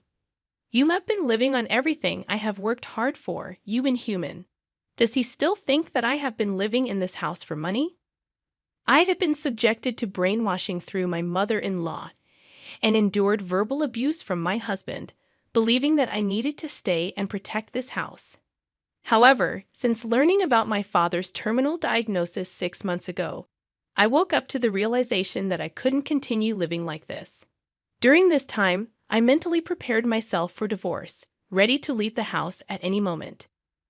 My husband continued to shout something in the background, but it no longer concerned me. I never aspired for a luxurious life. All I needed was the ability to eat 3 meals a day and a place to sleep. I returned to my room, packed only the essentials into my suitcase, and left the house. Whether my husband faced trouble or not, it didn't matter to me. I promptly sent the email I had drafted, resigning from my position to the company's president. I aimed to settle everything related to my husband and the West Hill family, which I had been supporting for nearly 30 years. In fact, since discussing my father's situation half a year ago, I had been in contact with a divorce specialist lawyer recommended by the company's advisory lawyer. I shared everything about our marriage, starting from events before our marriage. The lawyer listened quietly, nodding in understanding. When I mentioned that I had been working for the family business without pay, the lawyer was genuinely surprised. It would amount to hundreds of thousands of dollars in unpaid salary. After finishing my story, he immediately commented that the divorce should be straightforward. I had also gathered evidence of my husband's faults, including photos of emails from other women and notes documenting serious moral harassment. Additionally, I had recorded his verbally abusive remarks on my smartphone. While that evidence was sufficient, the lawyer also provided photos of my husband's infidelity for free. He assured me that everything would go well, even if I didn't take further action. He urged me to feel like I was on a big ship and didn't need to answer the angry calls from my husband, as he would handle everything. I walked with a smile, naturally ignoring the angry calls. Amidst the calls from my husband, there were also calls from my mother-in-law, likely questioning if I planned to abandon everything when my son was in trouble. If her son was in trouble, she should take care of him herself. Although a luxurious room resembling a show home awaited her return to that house, she seemed panicked. The company started by my father-in-law was falling apart without me, who had been a crucial support. The president, who was more of a decoration due to ESS, couldn't steer the company effectively, and things were not going well. Some colleagues had reached out, asking me to come back, but I had no intention of dedicating myself to the company any longer. Despite its local significance, the number of clients would steadily decrease. While I felt sorry for letting my father-in-law's hard-earned company decline, I believed that if my husband and mother-in-law had worked as diligently as him, this wouldn't have happened. My decision to quit might have been different, and my son Matthew might have considered taking over the family business. Furthermore, my husband not only contributed little to the company, but also seemed to constantly engage in inappropriate behavior with female employees, leading to suspicions and resignations. It appears that those women are planning to sue the company for sexual harassment. Now, my husband has to handle the repercussions of the mess he created in his life, and it seems that justice is catching up with him. I desired justice for my husband and mother-in-law, wanting them to face proper consequences so that those who had worked honestly wouldn't be made to look foolish. To add to the turmoil, the company faced accusations of tax evasion by the IRS, discovered accidentally while my lawyer was investigating. Further examination revealed questionable points in the accounts, raising suspicions of my husband's embezzlement. Looking back, it was odd that he had substantial money at his disposal, considering his salary. While assisting with the accounting, I had been indifferent to my husband's financial activities, not realizing the disparity between his income and expenditures. If I had questioned where the excess funds were coming from, I would have understood the truth. In reality, he'd have been squandering the company's money, including my salary that he had transferred to his own account. Kickbacks for orders, bribes for personal gain, tax evasion, and special embezzlement. My husband's crimes were diverse. I couldn't predict whether the court's judgment or his life expectancy would come first, but I desired him to atone for as much as possible. 6 months ago, I began scrutinizing the books, copying them to preserve evidence, and submitting them to the IRS. My prior study to become an accountant proved beneficial in this endeavor. To bridge the financial gap, my husband sold the company to a major corporation and hastily disposed of the large mansion at a bargain. My mother-in-law also sold her condo to meet the IRS obligations and pay me. Now they live together in a small apartment complex, and rumors suggest my husband has several children from affairs, necessitating child support payments. Despite his age, my husband seems to have life insurance, but its adequacy is uncertain. My mother-in-law, previously condescending, now works to cover her son's medical and living expenses. The parent and child should reflect on their actions until the end. Receiving a substantial amount, I purchased a condo in a convenient location. I reunited with my father, who is now recovering, thanks to Matthew's introduction to a renowned doctor. My father had been living with Matthew, saving money for me to free me from financial burdens. Matthew, considering my father more respectable than his own, agreed to my request. Living together until the condo was secured, I chose a place close to Matthew's home. I started working at the law firm that aided me, contributing to corporate cases. Despite not being an accountant, my experience is an asset, and I'm studying to acquire a tax accountant qualification. My husband is serving an actual imprisonment sentence, relieving concerns about money or sustenance. Ironically, my mother-in-law moved into a relative's house, experiencing what it's like to be in need after acting superior for so long. Seeking justice for my mistreatment, I'm astounded by the prevalence of power and sexual harassment in various transactions.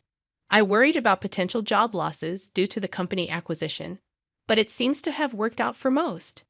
As everything falls into place, I savor the happiness that comes from knowing I made the right choices. Returning home from work, I find my father and another man waiting. It's my ex-boyfriend, the person I truly loved. After nearly 30 years, he welcomes me back warmly. My father, who had apologized to him when I escaped from the troubled house, knew about my ex-boyfriend. The three men, including Matthew, were watching over me.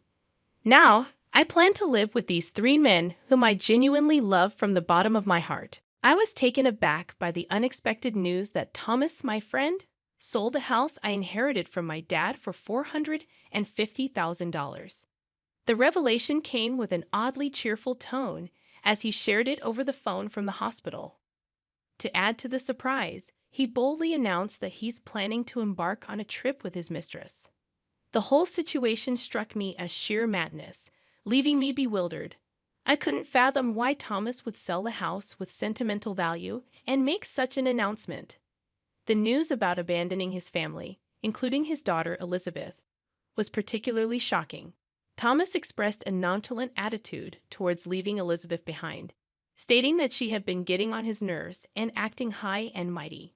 His callous remarks about his own child enraged me. As I processed the shocking news of Thomas selling the house and abandoning his family for his mistress, a mix of anger and shock overwhelmed me. It felt like I might lose my mind. I felt a strong urge to intervene and prevent Thomas from hastily disposing of the house. My name is Lisa Johnson, a 37.5-year-old homemaker. Life with my husband Thomas and our 8-year-old daughter Elizabeth has been far from harmonious. Marital discord has been escalating for a while, with suspicions of Thomas's infidelity lingering for about a year. Despite lacking concrete proof, his behavior, such as frequenting bars after work, returning with a peculiar sense, and gifting expensive items not meant for me, raised concerns. I've been too afraid to confront him about his potential affair, unable to take any decisive action. Reflecting on our relationship, I recall the Thomas I fell in love with a decade ago. His kindness and sincerity initially drew me in, and our marriage seemed blissful. However, things took a turn for the worse around the time our daughter Elizabeth turned 1. Parenting became more challenging, and as a full-time homemaker, I sought Thomas's assistance with tasks like baths and meals. Yet his behavior and frequent outings began to change, leaving me bewildered about how our once happy marriage ended up in this tumultuous state. In the beginning, Thomas, perhaps aware of his role as a father, initially assisted with childcare as I requested. However, as it became a daily routine, he gradually developed resentment and stopped actively participating in parenting. He started expressing sentiments like, "This is your job as a stay-at-home mom. You should handle parenting on your own. What does a tired man like me have to help out after work?" Thomas's complaints were intense, leaving me and Elizabeth alone in the living room while he retreated to the bedroom. Dealing with Elizabeth's tantrums and struggling through the evening routine alone, Thomas's harsh words lingered painfully. His withdrawal from interacting with Elizabeth became more pronounced, even on his days off. When Elizabeth asked him to play, he responded dismissively, saying, "Playing is your mom's job. I'm busy." Thomas didn't consider Elizabeth's feelings, scolding her if she cried and blaming my parenting skills. To shield Elizabeth from his verbal abuse, we often retreated to our room and played together, just the two of us. There were times when I yearned for personal hobbies like reading or watching movies. However, living with Elizabeth around the clock left little time for myself, while Thomas indulged in his horse racing hobby. The situation felt unfair, but I couldn't complain as our household relied on Thomas's income. I felt a sense of helplessness and frustration as I found myself unable to change the circumstances that had persisted for 8 long years. Thomas's disinterest in parenting and his abusive language became a distressing pattern, a far cry from the caring and kind Thomas I knew before our marriage. Despite enduring this situation, I knew it was essential to provide for Elizabeth, and Thomas's income was crucial for our survival. One day, while drawing together, Elizabeth complimented my artistic skills and suggested that I pursue drawing as a job. Despite Thomas's contemptuous nature, Elizabeth had grown up to be honest, straightforward, and cheerful, the opposite of my more introverted personality. It was heartening to see her thriving at school, surrounded by friends, and even earning the favor of her teacher. Elizabeth's compliments about my drawings filled me with pride and confidence, reminding me that she paid attention to me and appreciated my efforts. I was grateful for her positivity, which brought joy to our challenging family dynamics. As long as Elizabeth could smile, I felt a sense of resilience in facing the challenges of our life. That quiet realization echoed in my thoughts that night. However, our household situation took a familiar turn when Thomas, in his usual inebriated state, stumbled home and collapsed into the living room. His drinking habits had escalated lately, becoming a source of increasing concern. Sighing, I began the routine of peeling his jacket off his slumped body. In the process, a piece of paper fell from a pocket that typically housed only keys. Upon closer scrutiny, it revealed itself as a receipt from a motel. Unmistakable evidence confirming the suspicions I had only held vaguely until then. In an attempt to conceal the turmoil within me, I quietly stashed the receipt away on a shelf as the night unfolded. I contemplated how to address this revelation with Thomas. The next morning, with Thomas not yet fully sober, he left the house after Elizabeth had gone to school. Engrossed in my regular household tasks, I found it impossible to shake off the lingering thoughts of the previous day's revelation. Having suspected Thomas's infidelity without concrete evidence, the receipt presented a dilemma. It became challenging to ignore the truth and maintain the facade of a masked couple. I felt compelled to confront him, seek an admission, and perhaps an apology within the upcoming week or even days. Lost in contemplation, my smartphone interrupted my thoughts with an unexpected vibration. An unfamiliar number appeared on the screen, triggering a sense of apprehension as I answered the call. The caller identified themselves as someone from General Hospital delivering news about Thomas. He had been rushed to the hospital by ambulance and was undergoing surgery for a kidney disease. The doctor explained that Thomas's kidneys were likely to fail, necessitating a transplant.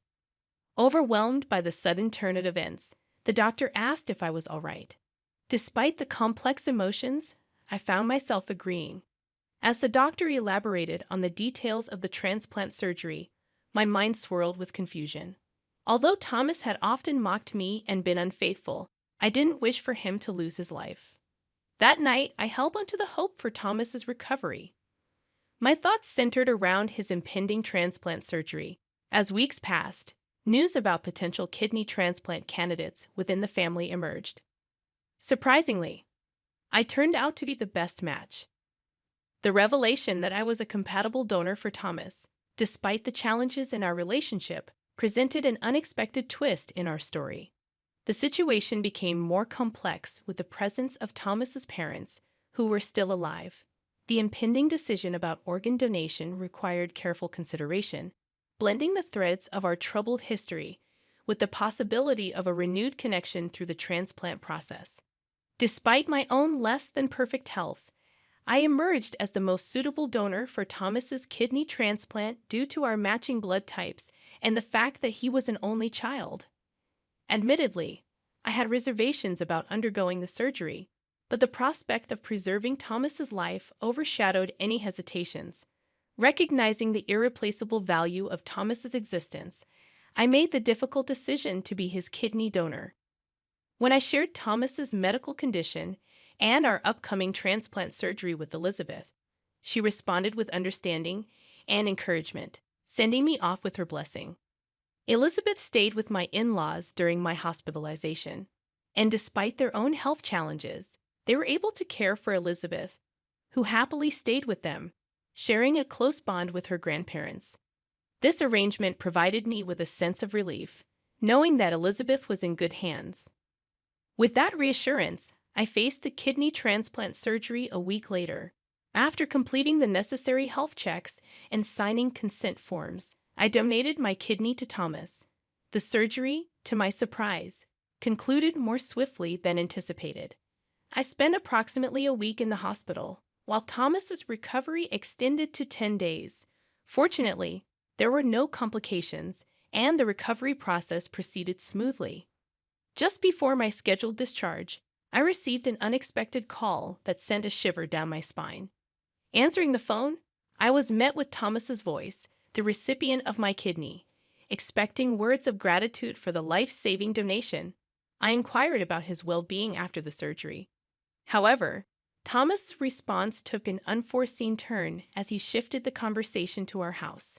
In an inappropriately cheerful tone, he disclosed that he had sold our house for $450,000 and intended to embark on a trip with his mistress. The news struck me like a bolt of lightning, and I couldn't comprehend the audacity of his actions. The house, a precious inheritance from my father, was being callously disposed of, and Thomas's brazen declaration of having a mistress added another layer of shock in the midst of my disbelief. I confronted him about Elizabeth's well-being, only to be met with indifference. Thomas callously dismissed any concerns for our daughter, stating that he didn't care and was leaving her behind. The revelation left me enraged and appalled. The thought of him selling the house and abandoning his own daughter was beyond comprehension. Determined to intervene, I realized that I needed to stop Thomas from hastily relinquishing the house. As the call abruptly ended, my mind swirled with turmoil.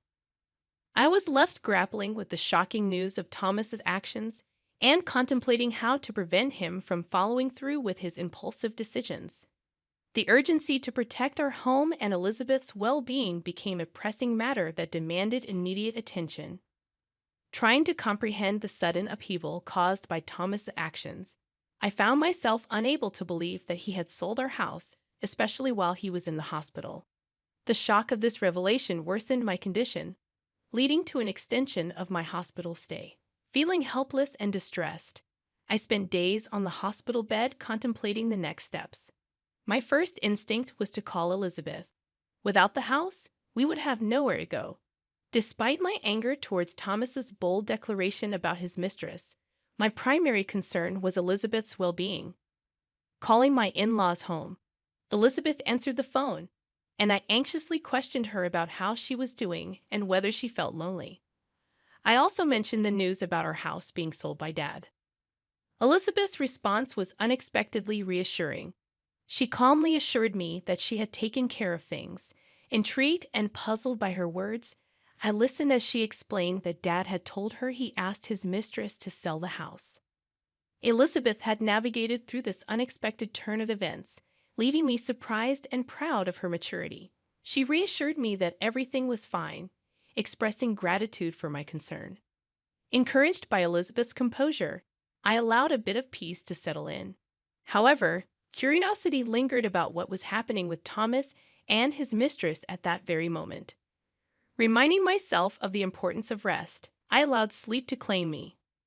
After 3 days of recovery, I was discharged from the hospital and headed to my in-laws' house. Elizabeth greeted me with joy, and my mother-in-law smiled gently, expressing happiness at my return. However, my father-in-law wore a grim expression, apologizing for Thomas's actions. I couldn't fathom how Thomas had strayed so far from the values of his wonderful parents. Despite the apology, I took some responsibility, acknowledging that perhaps I should have spoken up sooner. As the conversation progressed, my in-laws revealed that they wouldn't let Thomas have his way. Intrigued and somewhat anxious, Elizabeth and I attempted to head home. On our way, though, we encountered an unexpected scene in front of a realtor's office.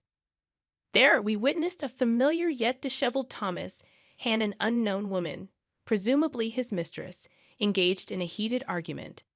Dressed in sweatpants with unkempt hair, Thomas was visibly distressed, while the mistress, wearing a short skirt with a single high heel and a bare face, expressed frustration about the house not being sold and the canceled purchase of $450,000.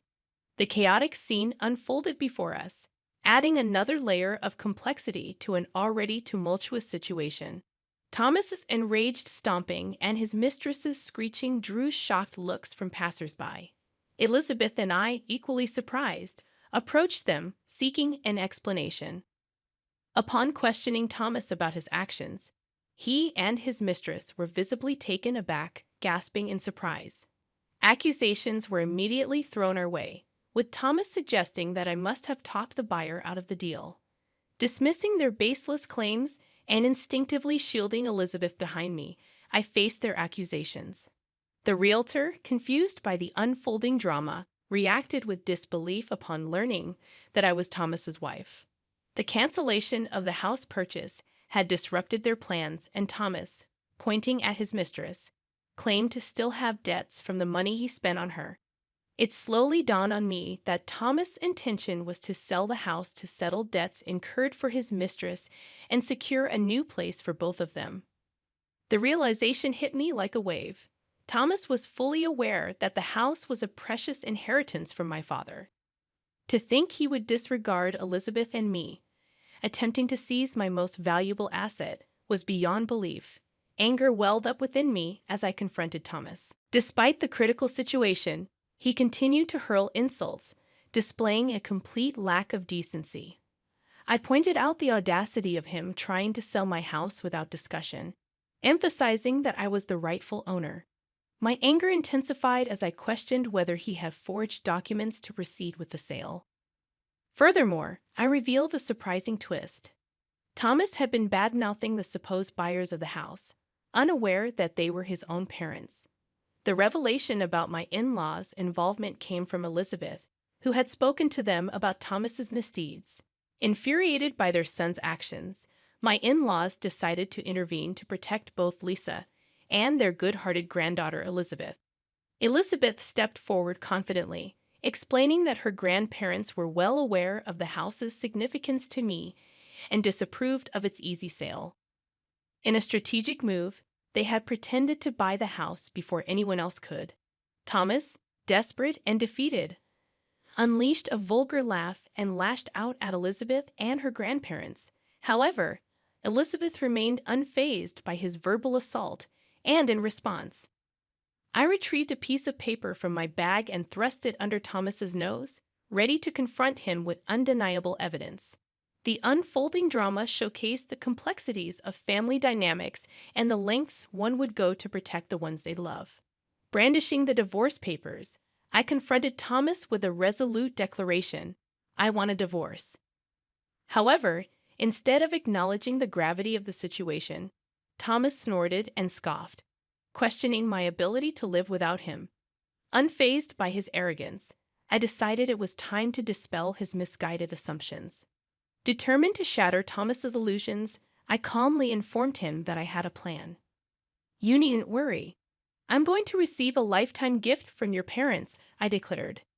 The mention of a lifetime gift left Thomas and his mistress bewildered.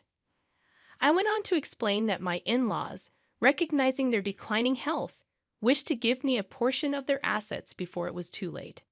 Initially, I suggested that such a gift should go to Thomas. However, my in-laws insisted that I, as the one who had given them a lovely granddaughter, were more important to them than a son who couldn't even express gratitude for a life-saving organ donation. Grateful for their generosity, I accepted the lifetime gift, leaving Thomas pale and agitated. Outraged by the turn of events, Thomas protested, calling it dirty and unjust. He threatened to take the matter to court, but I calmly reminded him that it was his fault for spending all that money, and his parents had made a justified decision. Dismissing his threats, I questioned whether he even had the financial means to go to court, highlighting the consequences of his past betrayals. Closing the distance to Thomas and delivering the final blow, I made it clear that every penny of compensation for emotional distress and child support would be sought. Unleashing a stern warning, I stated that if he couldn't pay, I would chase him to the ends of the earth to collect. Thomas, desperate and shaken, begged for forgiveness, but it was too late. Glaring at him with unwavering determination, I declared that I would pursue every avenue to hold him accountable for insulting Elizabeth and me. As Thomas and his mistress screamed and ran away, the realtor who had witnessed the entire confrontation expressed gratitude for the resolution. Acknowledging the awkwardness of the situation, I apologized for any trouble caused, ready to move forward with the next chapter of my life. Taking Elizabeth's hand, we headed home, and she expressed gratitude for standing up for her. A smile adorned Elizabeth's face, and in that moment, I made a silent vow to protect her for the rest of our lives. The divorce from Thomas unfolded without any significant issues, marking the end of a long-suffering marriage. Surprisingly, it was almost anticlimactic, prompting me to reflect on why I had endured everything until now. It became apparent that Thomas had invested a considerable amount of money into his affair and had resorted to borrowing funds from various sources. His mistress eventually left him, citing an inability to be with such a financially troubled man. Misfortunes seemed to converge for Thomas as his company had to cut back on staff due to a decrease in sales caused by material shortages. Working in the factory, Thomas was among the first to be laid off. While it may be inconvenient for him, it's challenging to believe he was laid off for no reason.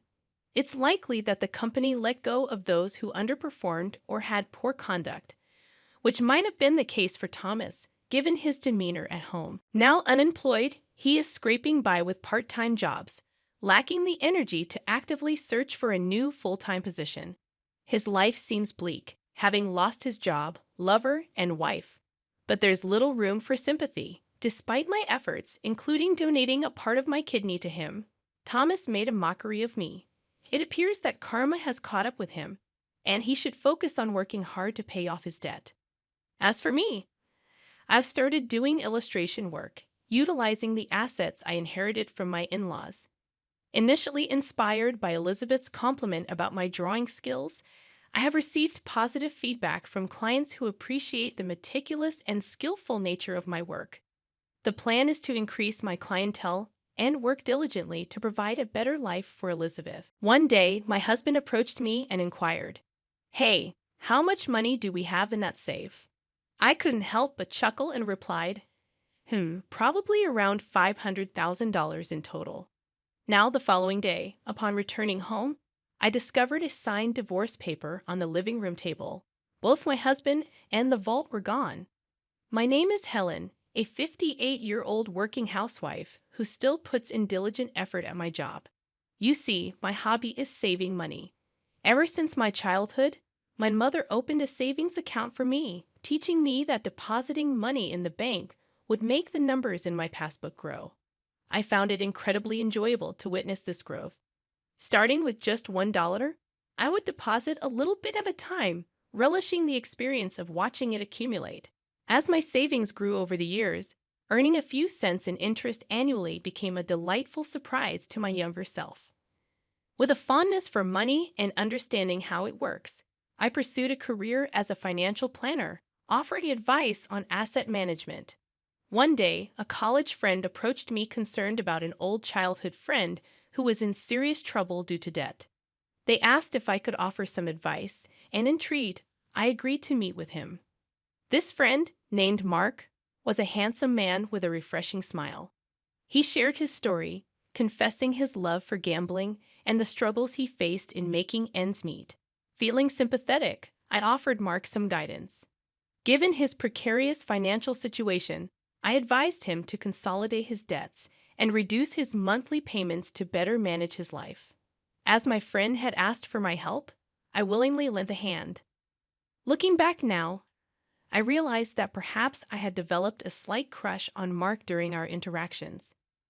Little did I know that this would lead to a series of troublesome events, Against the advice of my friend, Mark and I decided to get married, believing that our union would help us face his debts together. Due to my stable income and financial expertise, most of Mark's income went towards paying off his debt. I made sure he severed ties with his parents to prevent the debt from escalating. Additionally, I provided Mark with a monthly allowance of $500. However, when Mark decided to cut ties with his parents, they responded with anger and resentment. His mother labeled him an ungrateful child, regretting ever giving birth to him. His father too expressed his discontent, desiring to confront me for what he considered thieving behavior. It was clear that they believed Mark belonged to them as a means to repay their debts. Exhausted from dealing with his parents' debt for so long, Mark finally stood up for himself, declaring he was not their ATM. He returned to me, feeling relieved to be free from their constant reminders of the financial burden. Soon after, we welcomed a son, Kevin, who bore a striking resemblance to Mark. Kevin became my pride and joy, but unfortunately, he inherited his father's lack of discipline and indecisiveness. Just as our son noticed Mark's carefree character, he also observed the never-ending cycle of borrowing money from predatory lenders, dealing with loan sharks, and tricking friends into lending him money for gambling. Our journey was not without its challenges, but I managed to keep Mark on track. Over the span of 23 years, we gradually reduced Mark's debt to around $10,000, nearing full repayment. One day, while on the verge of achieving our financial goal, Mark received a call from his parents. They informed him that his father had collapsed and was at the hospital. Concerned, Mark left work early to be by his parents' side. He messaged me, apologizing for breaking our promise and explaining the situation. I encouraged him to go and comfort his parents, assuring him it was all right. As Mark continued visiting his parents at the hospital, I provided him with a little extra money for the hospital fees they couldn't afford. It seemed my in-laws were struggling financially and relying on Mark for support.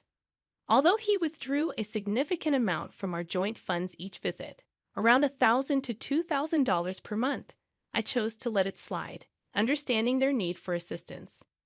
A year had passed since my father-in-law's collapse, and both my in-laws had aged significantly. They sought someone to lean on, and I suppose they found comfort in Mark's presence.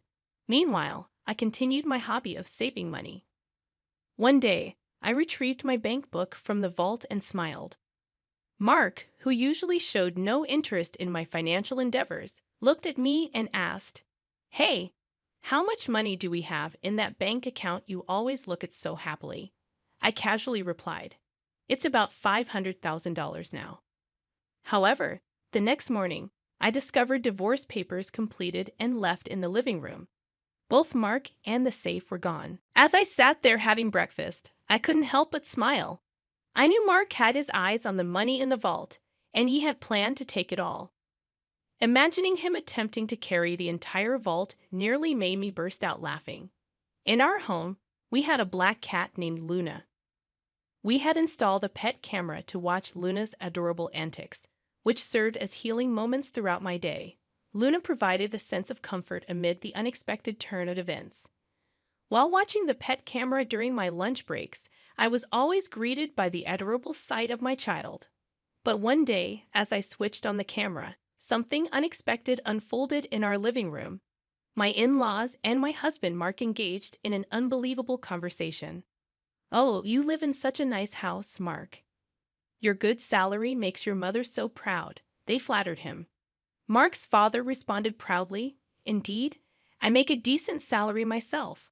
However, Helen takes it all, and I'm left with a mere allowance of $500 a month." "Are you kidding me?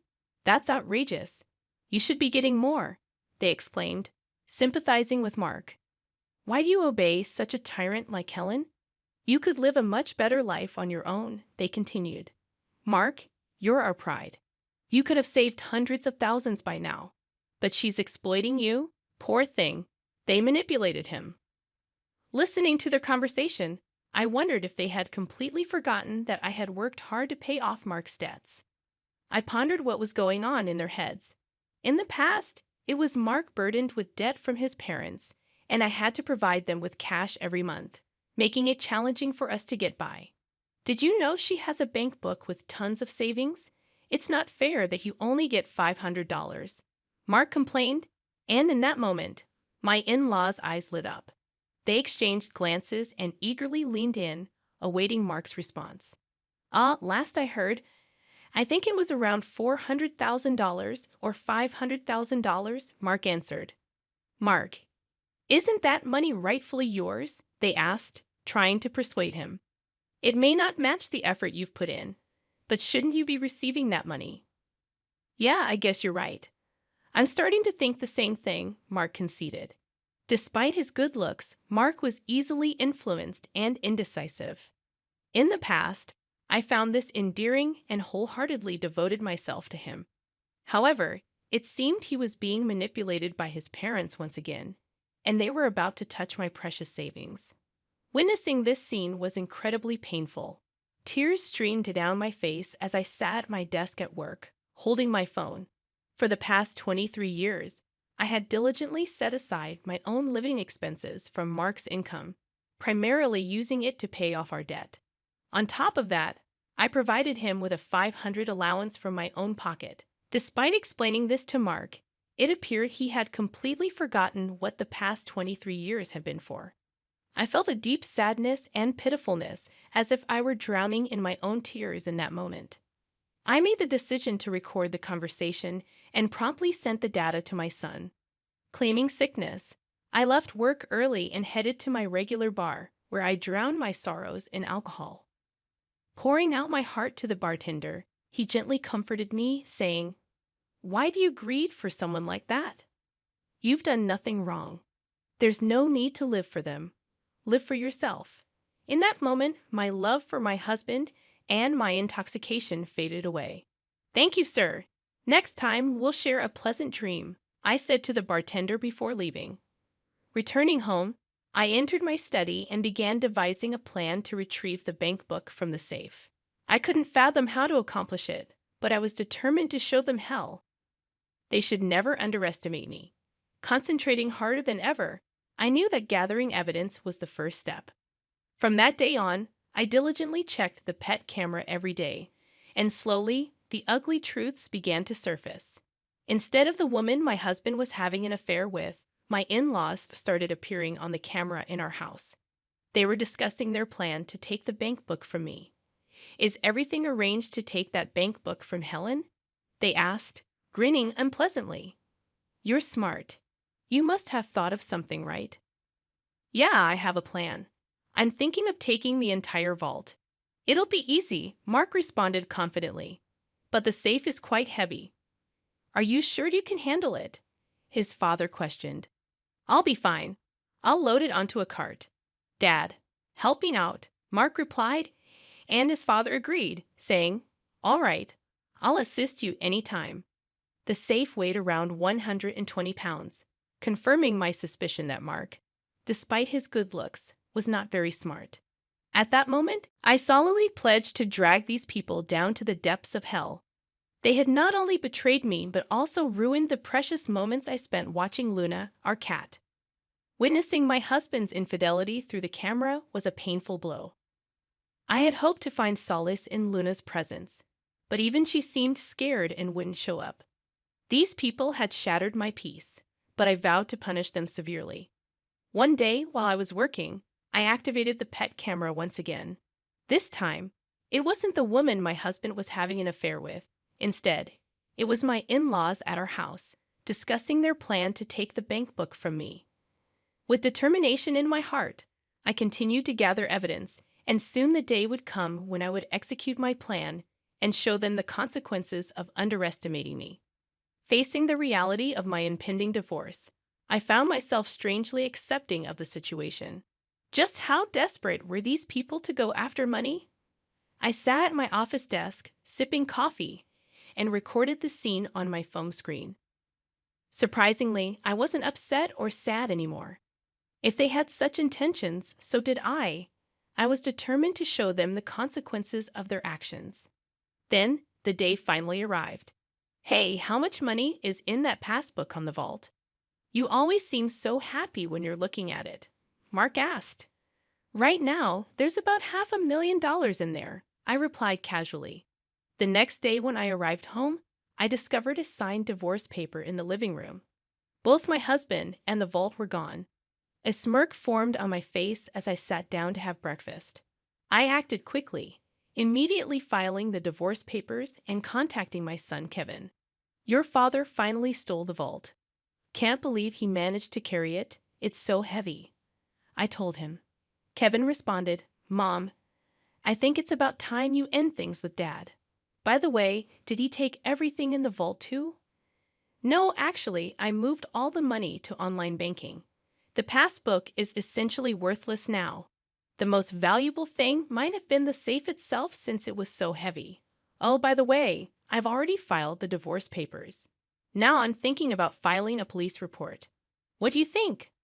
I explained to Kevin, who agreed and suggested that I should file a police report and hire a lawyer. Right, a lawyer.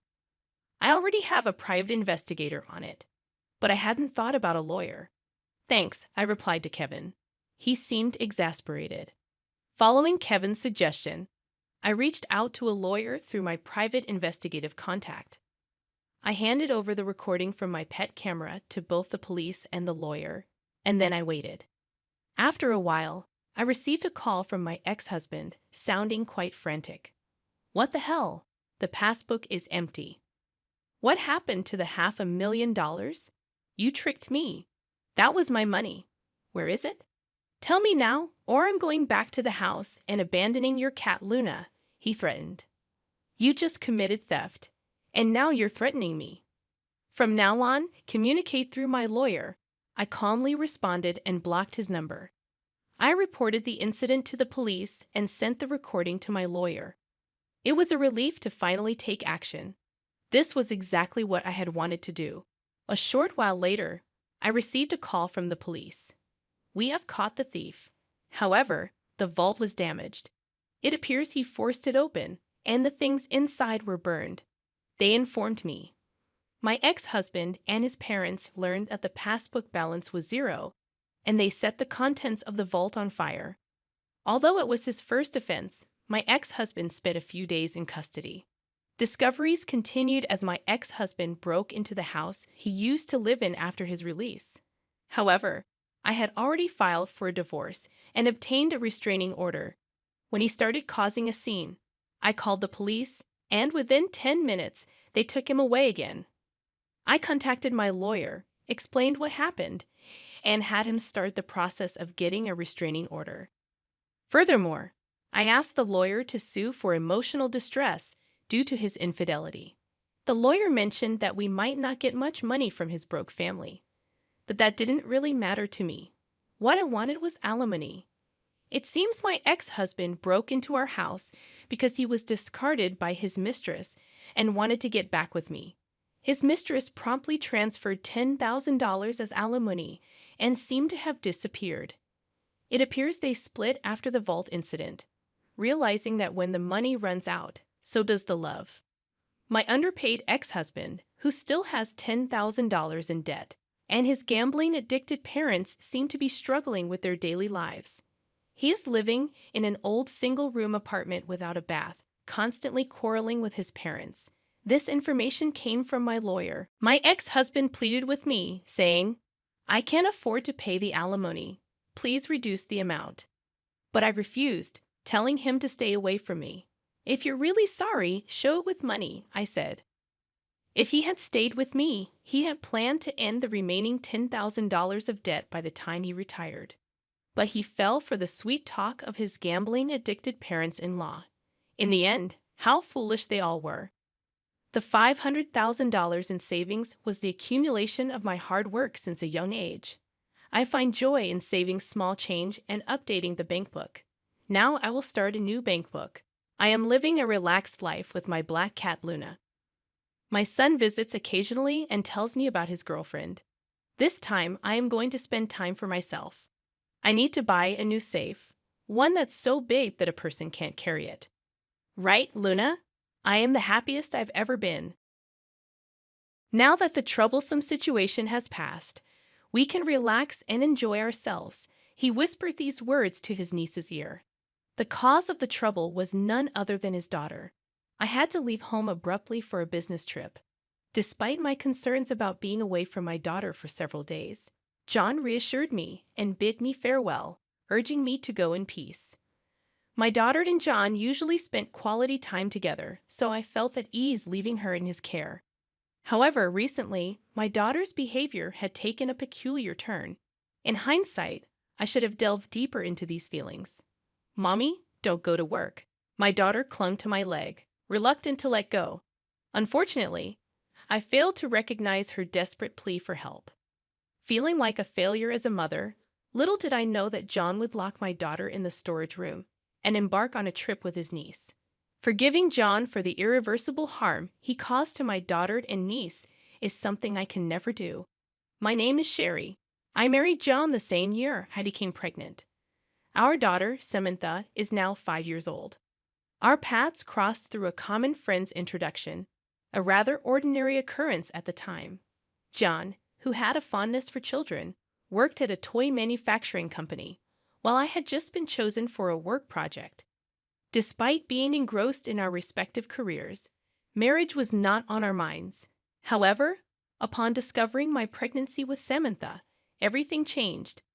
Having the baby meant taking a maternity leave and facing potential sidelining from the project. Witnessing similar situations at my workplace, I felt disheartened about my professional future. Yet John consoled me, expressing his willingness to quit his job and become a full-time stay-at-home dad.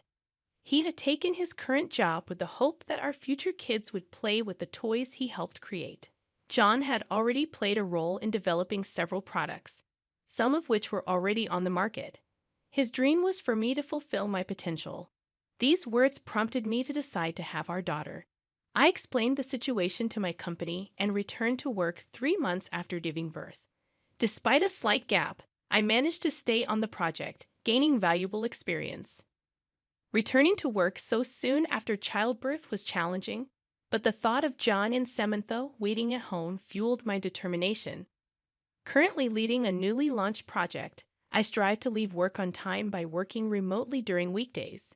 Although weekends, work, and business trips are sometimes inevitable, my daughter remains supportive, encouraging me with strong words. The concept of a full-time stay-at-home dad was not fully understood by society, but as a family, we harmonized our roles, leading to a happy life. One day, my sister-in-law discussed her divorce with us. Her husband, 10 years her senior, had frequent clashes due to differing opinions. The final straw was when he raised his hand against her. The divorce brought relief to my sister-in-law, who no longer had to witness her daughter Lily cry.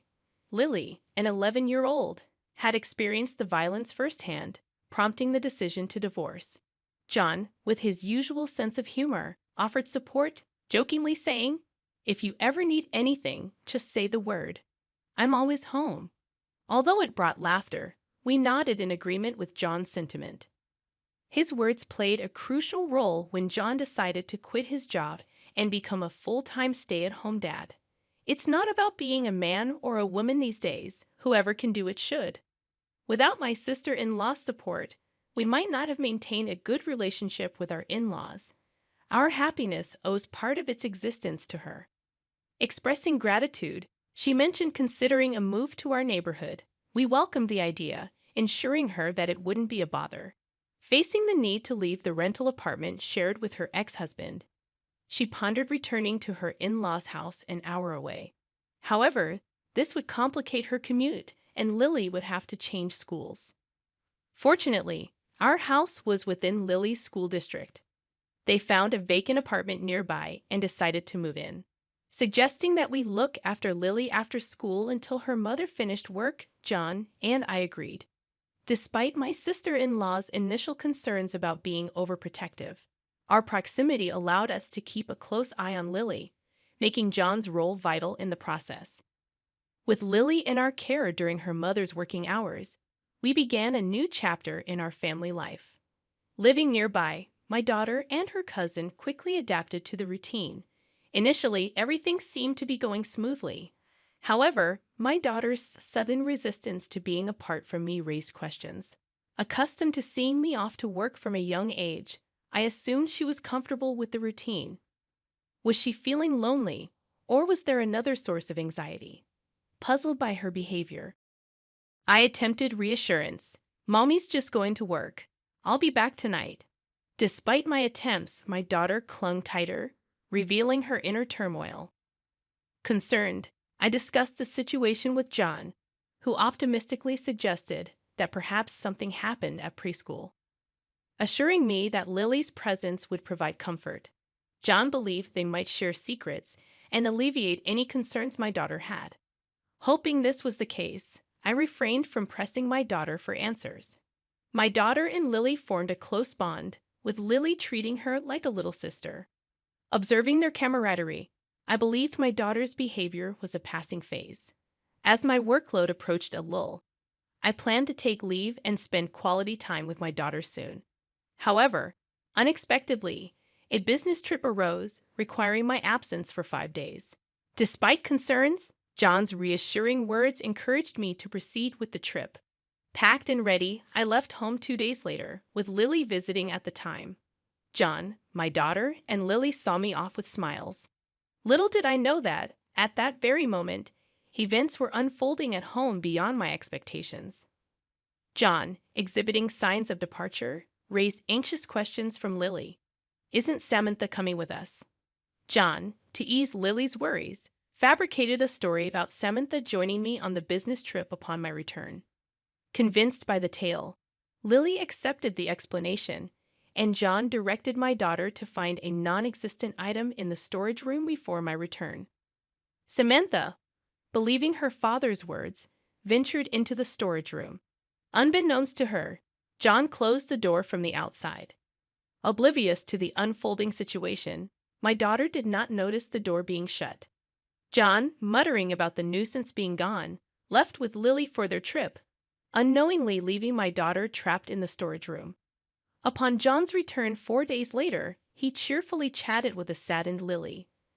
Blissfully unaware of the events in his absence, John was shocked when he saw the storage shed and remembered he had left his daughter behind.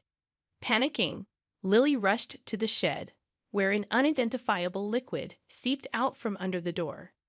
John, attempting to stop Lily, confessed the truth about leaving Samantha behind. Lily, in shock, tried to open the shed door, only to be halted by John. The revelation left her devastated. The realization that Samantha was left in the shed, contrary to what John had assured her, prompted Lily to blame him. John, trembling and admitting his mistake, faced Lily's accusations. Witnessing this, I finally spoke up, questioning John's actions. My voice, cold and filled with anger, sent chills down my spine. Even my daughter, standing beside me, mirrored the intense emotions. John, turning around to face us, was frozen in shock. Sherry, contrary to John's astonishment, Lily burst into tears upon seeing Samantha. Hugging Samantha tightly, Lily expressed relief that she was safe. Samantha, avoiding eye contact with John, reciprocated Lily's embrace. I couldn't help but wonder about the emotional toll these events had taken on the innocent children. I stood protectively in front of my daughter Samantha and niece Lily, yet John showed faint concern. "I'm glad you're safe," he muttered towards Samantha. "Glad she's safe after you left her behind." "What are you saying now?" "Samantha said she wanted to be with you." "And why are you here, Sherry? Weren't you on a business trip? You were supposed to return tomorrow." "Oh, so you thought you'd be back before I got home." "Could it be that you often leave Samantha like this when I'm away?" John fell silent at my words. His silence was more affirming than anything else. "I've already heard the story from Samantha. I'll be hearing it from Lily as well." Turning to Lily, who was still embracing Samantha, she met my gaze firmly and nodded as if she had made a decision. The fact that I was able to rescue my daughter Samantha was a stroke of sheer luck. The thought of what could have happened if my business trip dates hadn't changed sends shivers down my spine. On the day I was supposed to leave, I indeed boarded the Amtrak. However, I received a sudden notification that the trip was canceled. So I got off the train mid-journey and returned home. Since the trip was called off, I could return home directly, arriving earlier than my usual time. Finally, I would have a chance to talk with Samantha. I took a taxi from the station, rushing home. As I got out of the taxi and approached the front door, I heard a voice calling, "Mommy." Thinking Samantha had seen me and was running towards me, I turned towards the voice, only to be shocked. Samantha's voice was coming from inside the storage shed. "Samantha?" In a panic, I'd opened the shed door to find my daughter there, drenched in sweat and sobbing uncontrollably. At her feet lay the burst remnants of a water-filled bouncy ball I had given her. This toy was developed by John when he was still working at the toy manufacturer. I had given it to Samantha, hoping to cheer her up when she first started showing signs of distress. Apparently, she panicked when she realized the door was shut, either throwing or stepping on the ball, causing it to burst. The liquid seeping out of the shed was from this ruptured bouncy ball. The floor was also scattered with Samantha's old clothes. "What happened? Why are you in here?" I hugged my crying daughter and asked her. What she told me then ignited a fury in me, the likes of which I had never felt before in my life. "Samantha said you asked her to look for my jewelry. She's deeply shocked both from being left behind and being locked in." Locked in? The door wasn't locked. I thought she would come out on her own. Being suddenly shut in is frightening even for adults. It's not surprising she panicked and couldn't open it. And I've heard about the usual situation. Now I finally understand why Samantha started acting out. My husband would have noticed the cause. After all, he was the cause of it. After we started looking after Lily, John began to favor her, neglecting Samantha. My daughter felt increasingly lonely as John paid attention only to Lily. But Samantha, caring for me and my busy schedule, could only express her feelings in such a way. It seems she also knew Lily was troubled by John's behavior. The photo of them whispering might have been taken while they were discussing this. Samantha really wanted to talk to me about Lily and hoped I could help in some way. However, Samantha didn't have the right words to accurately convey this. Unsure of how to express it to me, Samantha's words to me were hesitant. Yet she cared deeply for Lily, despite feeling lonely herself. What a kind-hearted child she is. After hearing from Samantha, I immediately called John, but he didn't answer. No matter how many times I called, usually he would call back right away, and it was unusual for him not to answer. Something was wrong. Believing this, I reached out to my sister-in-law. During this conversation, I learned a shocking fact. John had told her he was going on a trip with Samantha and Lily. John had contacted my sister-in-law as soon as he found out about my business trip. Sherry is going on a long business trip. During that time, I thought of taking Samantha and Lily on a trip because Samantha might feel lonely. What do you think? My sister-in-law was also busy with work and felt guilty for not being able to spend much time with Lily. John lied that Samantha and Lily wanted to go to a theme park, and my sister-in-law agreed, thinking it would be good for Lily. Of course, I hadn't heard anything about this plan from John. Hearing this, I felt as if the blood had drained from my face. Could John have been planning to leave Samantha alone at home during this trip? I informed my sister-in-law that Samantha was actually at home. When I mentioned that I couldn't reach John, she said she would try calling him herself, and we ended the call. I thought something was off and checked around the house, and I was shocked. There were lots of prepared meals in the fridge, and the water heater for the bath was left on. Could it be that he prepared all this so Samantha could stay alone? That is, John had planned to leave our 5-year-old daughter alone for 4 days with just these arrangements. My sister-in-law managed to reach John, who was apparently at the theme park with Lily, and casually said, "I'll have to hang up. Our turn for the attraction is coming." She also received pictures of Lily alone at the park, confirming Lily's safety. Angry yet relieved about Lily's safety, my sister-in-law and I decided to wait for John and Lily's return. John, perhaps as an alibi, had sent me a picture of Samantha and Lily, which must have been taken previously at our house.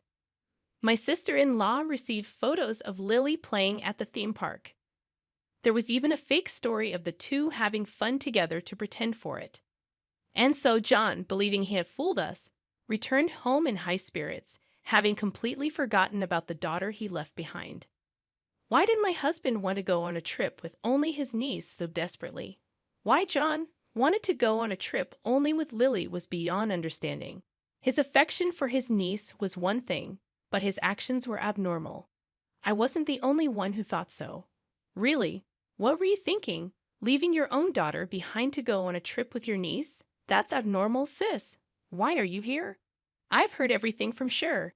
My sister-in-law burst in out of breath, likely having run here straight from work. Seeing her, Lily left Samantha and ran to her aunt. Mom, Lily, I'm sorry. Then, for the first time, Lily told us everything about what my husband had done. As soon as we started looking after Lily, John began to pay attention only to her. According to what Samantha told me, it appeared so to Samantha. But in reality, it was more distressing for Lily. John had an unusual obsession with taking photos of Lily. At first, Lily agreed to John's request for photos, believing they were to be sent to her mother, and she smiled for the camera. However, over time, John's behavior began to escalate. He started making specific demands for poses, and Lily began to feel uncomfortable. But when Lily once refused and said no, John threatened her, saying he would tell her mother, making it seem like he was blaming Lily for not complying. Lily is a naughty girl for not listening. Maybe I should tell your mom that we can't look after you anymore. She would surely be troubled then. Manipulating Lily's desire not to upset her mom, John continued to take her pictures, and eventually he took her on a trip, just the two of them. I really didn't want to go on the trip. It was creepy when he held my hand. Hey, Lily, that's not true, right? You used to be happy with me, asking me to pick you up. Hearing this, my sister-in-law yelled, "How old was she, you're talking?" and hugged Lily tightly again. Lily, like Samantha, had been enduring John's behavior, not wanting to worry her aunt, and John had misunderstood this as Lily being fond of him. My sister-in-law tearfully apologized to Lily for not sensing the danger and agreeing to the trip so casually. She regretted her complacency for always having John look after Lily. "I'm sorry, Lily. If only I had been more careful." Lily shook her head in her mother's arms, said in a trembling voice that she never wanted to see John again. John began to panic pathetically at this. "Don't say that, Lily. I just wanted to show you affection. Stay away from Lily from now on." But then my sister-in-law demanded he delete the photos and snatched his phone from him. In his panicked state, however, upon seeing the photo folder, she was lost for words. There was an abnormal amount of photos of Lily saved. Lily's expressions in the photos seemed like forced smiles, but it was clear she was frightened. In retrospect, all the photos John sent never had Lily looking directly at the camera. John must have noticed the change in Lily's expressions too. That's why John only sent photos where Lily's expressions weren't clear, yet he let his desires run wild and took Lily away. Disgusting. I felt nauseated by John's abnormal behavior. My sister-in-law, holding the phone tightly, seemed frozen in place. We both shielded our daughters behind us, confronting John. There was no way I could forgive him for leaving Samantha behind, and I didn't want him near our daughters ever again. All feelings of affection had vanished in an instant. "It's not like that. Listen to me. I love Lily, and of course, I love Samantha too."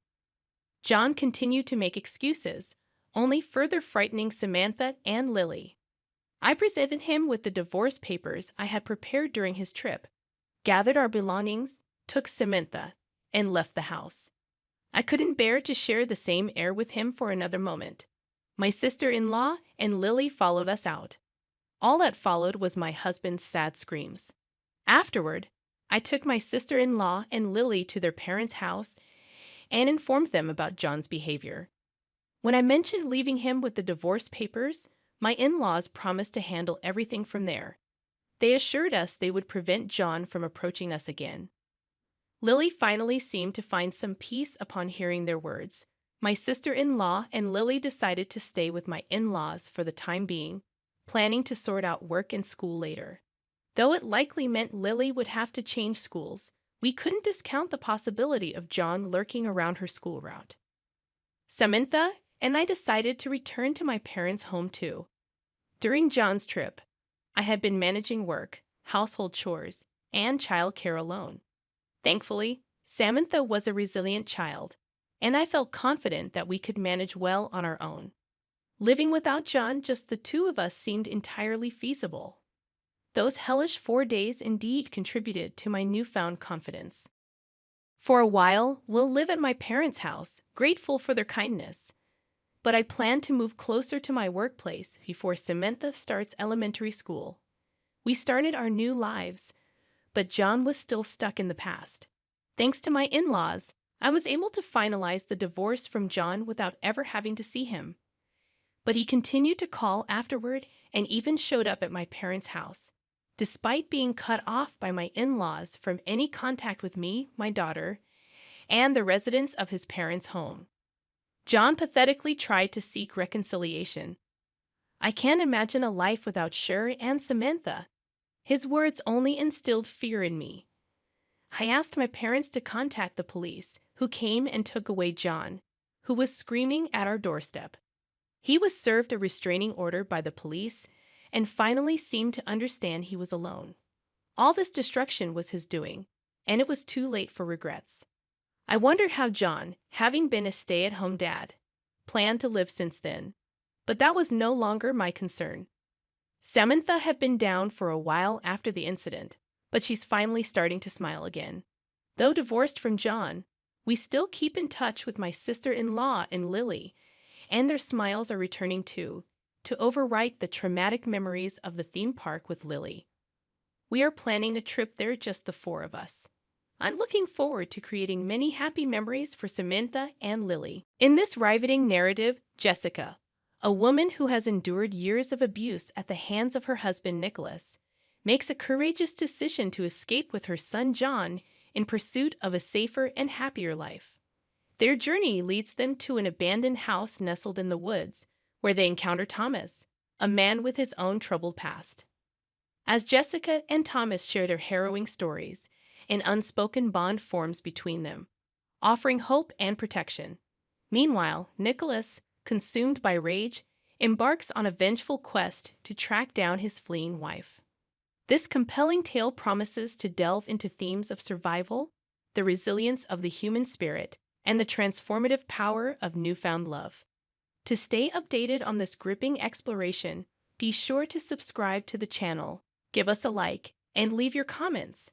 And now, we enter the next chapter of Jessica's story.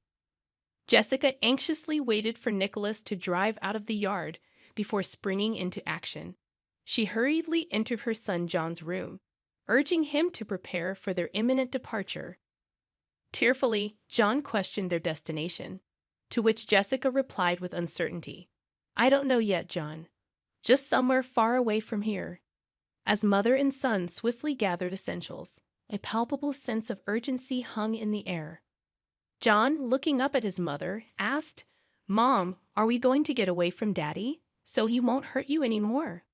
With determination in her eyes, Jessica reassured him, "Yes, sweetheart.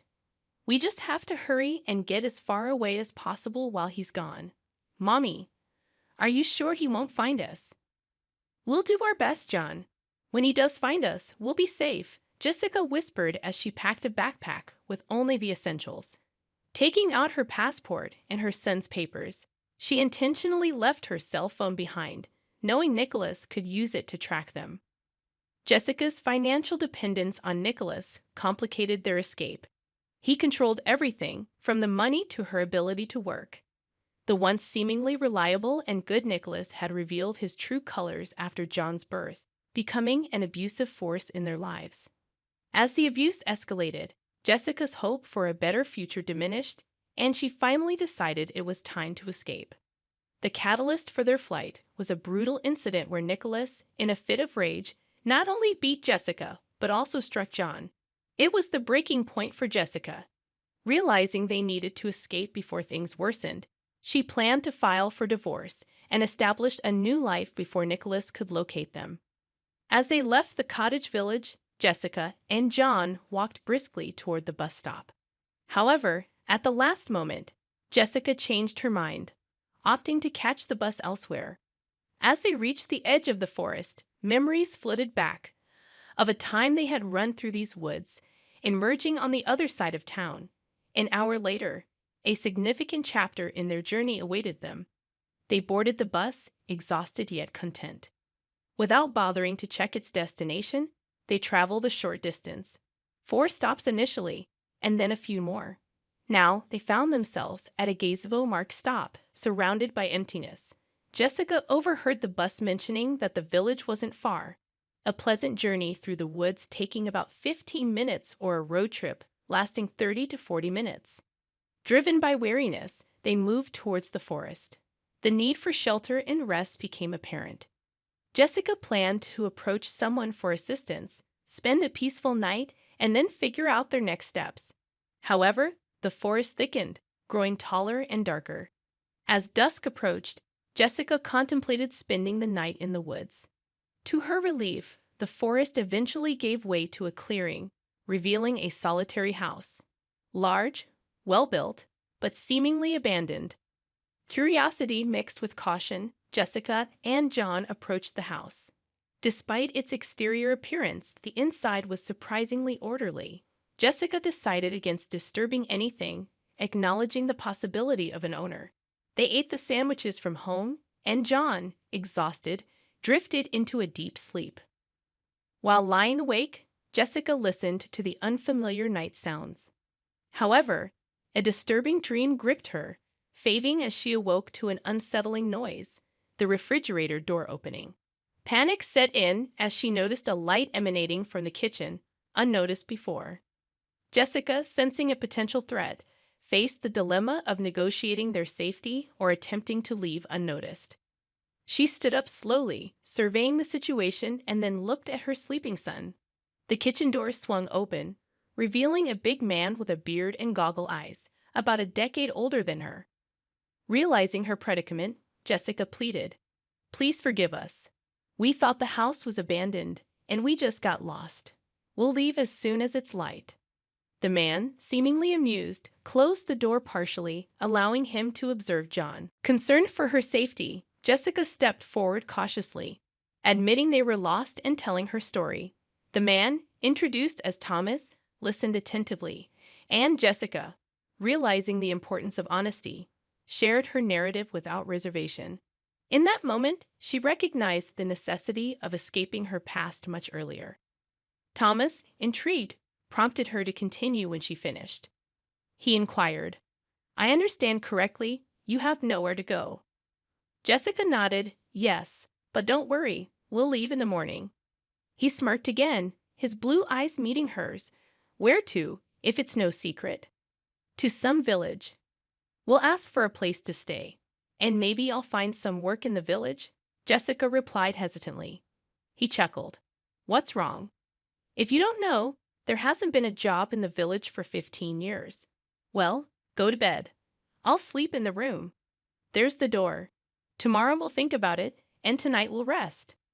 He turned around but quickly returned, handing her a blanket. "Here, take a blanket. It'll be chilly by morning, freeze the baby." Jessica accepted the blanket and went to the bed where John was sleeping. Strangely, her soul felt calmed, fear replaced by a newfound sense that they were not alone, that they were protected. In the morning, Jessica woke up with the sun already high. John was not in bed. Panic gripped her momentarily until she saw her son outside with Thomas, cleaning up the rows of cut grass. John was smiling and chatting with Thomas as if they had known each other for ages. Jessica stepped onto the porch. "Good morning." John beamed. "Mommy, you're up." "Mom, you have no idea. Uncle Thomas promised to take me fishing." Jessica anxiously looked at her son. "What fishing trip?" "We have to keep going, Mom. Can't we stay a few days? Uncle Thomas says we can stay." Thomas approached. "You're not in a hurry, are you? Your boy's never been fishing in his life." Jessica wanted to protest, but she held back.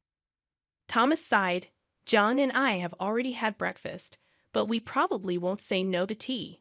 As Jessica prepared breakfast and lunch, Thomas and John took care of tasks outside.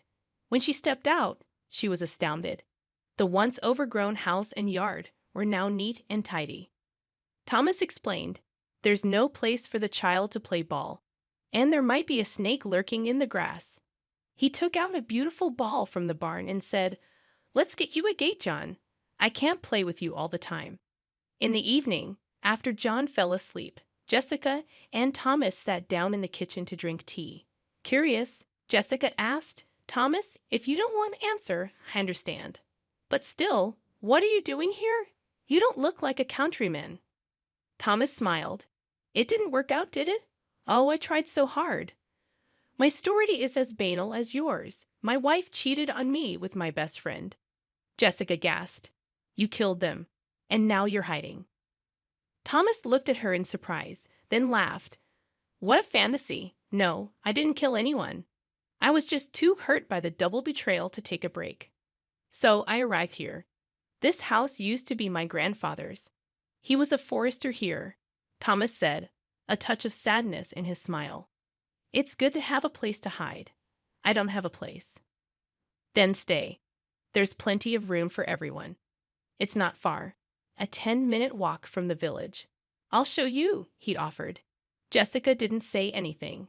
It all sounded promising, but living without money seemed impossible. They would eat Thomas's food, and then what? A week passed quickly, then another. One day, Jessica approached Thomas. "Thomas, how long can we sit on your neck? I have to do something. I have to find a place to go, a place to work, a place to live. You can't babysit us all the time." Meanwhile, John was doing well, putting the ball in the goal, oblivious to their conversation. Thomas replied, "It's not like I'm chasing you, but I totally understand. Why don't we all go back to the city together? I've got a big apartment. You can have your own room while you get settled." Jessica looked at him fearfully, but that's where Nicholas is. "Exactly. Are you going to spend the rest of your life hiding from him in the woods? That's not the point. What about John? He's going to school this year. He needs to socialize with his peers." 3 days later, they moved back to the town with Thomas. Jessica wasn't sure if it was the right decision, but Thomas was telling the truth. She couldn't spend her whole life in hiding. When Jessica had initially shared her story with Thomas that first night in the forest home, she hadn't gone into detail about Nicholas's abuse. However, when they lived together, she opened up about the extent of the torment. Thomas clenched his fists, white-knuckled with rage, vowing never to let Nicholas harm Jessica or John again. That night, Jessica cried in Thomas's arms, releasing years of humiliation and fear. She felt lighter and calmer, knowing she now had a guardian angel in Thomas. Over time, John and Thomas grew close. In the city, they spent quality time together, as Thomas promised, taking John fishing and teaching him valuable life skills. They went on camping and fishing trips, forming a strong male friendship. Nicholas eventually found Jessica a few months later, but by then, Jessica had a newfound support system in Thomas. She loved it so much that she filed for divorce as soon as she arrived. Thomas was far from poor. He had his own business, and although it was a big apartment, they didn't see each other much because Thomas was often away at work. Jessica ran to the store and bought some fish. Thomas gave her money for household expenses, which she thought was too much, but he laughed, saying that he spent a lot more on dinners in restaurants because he couldn't cook. She was almost to the driveway when a familiar voice called out to her, "Jessica, wait a minute." She stumbled, terror sweeping over her. She recognized the voice immediately. It belonged to her husband, Nicholas. Jessica slowly turned around. Nicholas stood next to her, his eyes narrowed, indicating an intense level of rage. "Why are you acting so bad, wifey, or have you relaxed? Didn't I bring you up enough?" He clenched his fists, and Jessica squirmed, covering her face with her hands. She heard some kind of slap, then a loud thud, but there was no punch. Cautiously, she opened her eyes. Nicholas was lying on the ground, with Thomas towering over him. "Remember, weakling, If I ever see you near her or Jan again, I will bury you in the asphalt. You got it? Who are you? Who the hell are you? Thomas pulled out a business card and shoved it into Nicholas's pocket. I'm the man who will keep them safe forever. He turned around, took the bag from Jessica's hands, and pushed her toward the entryway. Jessica walked and smiled. She had such hope. She was even afraid to admit to herself that she had fallen in love with Thomas. Like the girl in front of the door, he asked. When's the divorce? In 5 days. We have to get married, you realize? Thomas spoke in a long and rambling voice. Jessica turned to him and gave him a quick kiss. I agree. Thomas looked up, frozen, then asked, And you won't be disgusted to live with me? I'm talking about real life. Jessica laughed. How could it be disgusting with someone you love, Tom? Thomas was a little confused, then dropped the package and picked her up in his arms. Are you serious? I didn't even dare to dream of such a thing. Shortly after, Jessica and Thomas married. They had a daughter named Anna, and John, now a big brother, was very proud. Nicholas didn't cause any more problems. It seemed he had found a new victim and was now preoccupied with her. Jessica continued to work, coming home to her loving husband and 2 children. Thomas tried to spend as much time with his family as possible. When John went to school, he made many friends, and Thomas and Jessica enjoyed watching their son grow up to be a healthy and fun-loving child. A few years later, another son was born to them. Now both the baby and Anna ran after their older brother, and John willingly played with them. Jessica thanked fate for this new life full of love and family warmth. Next to Thomas, she truly blossomed and believed in herself and her strength. After Nicholas ran into Thomas at Jessica's doorstep, he didn't show up for a while. A couple of months later, Jessica happened to see him on the street. Nicholas was walking with his arm around a skinny girl in her 20s. Jessica realized, from her frightened look, that this poor girl had fallen into the clutches of a tyrant and a domestic abuser. Jessica and Thomas had seen Nicholas several times with different women. Apparently, he would find a victim, marry her, and then, when she ran away, look for the next unfortunate one. When John grew up, Jessica once talked to him about his former father. It turned out he tried to get in touch with his son a couple of times, but John stayed away from the guy. He loved his real dad, Thomas. The last time they heard from Nicholas was about 5 years ago. They say he married some rich widow. I guess he got lucky, and now he may not be looking for another victim, but just enjoying life at her expense. After Nicholas married the rich widow, he was happy at first. Finally, life was getting better, no money problems, no need to work, just enjoying himself.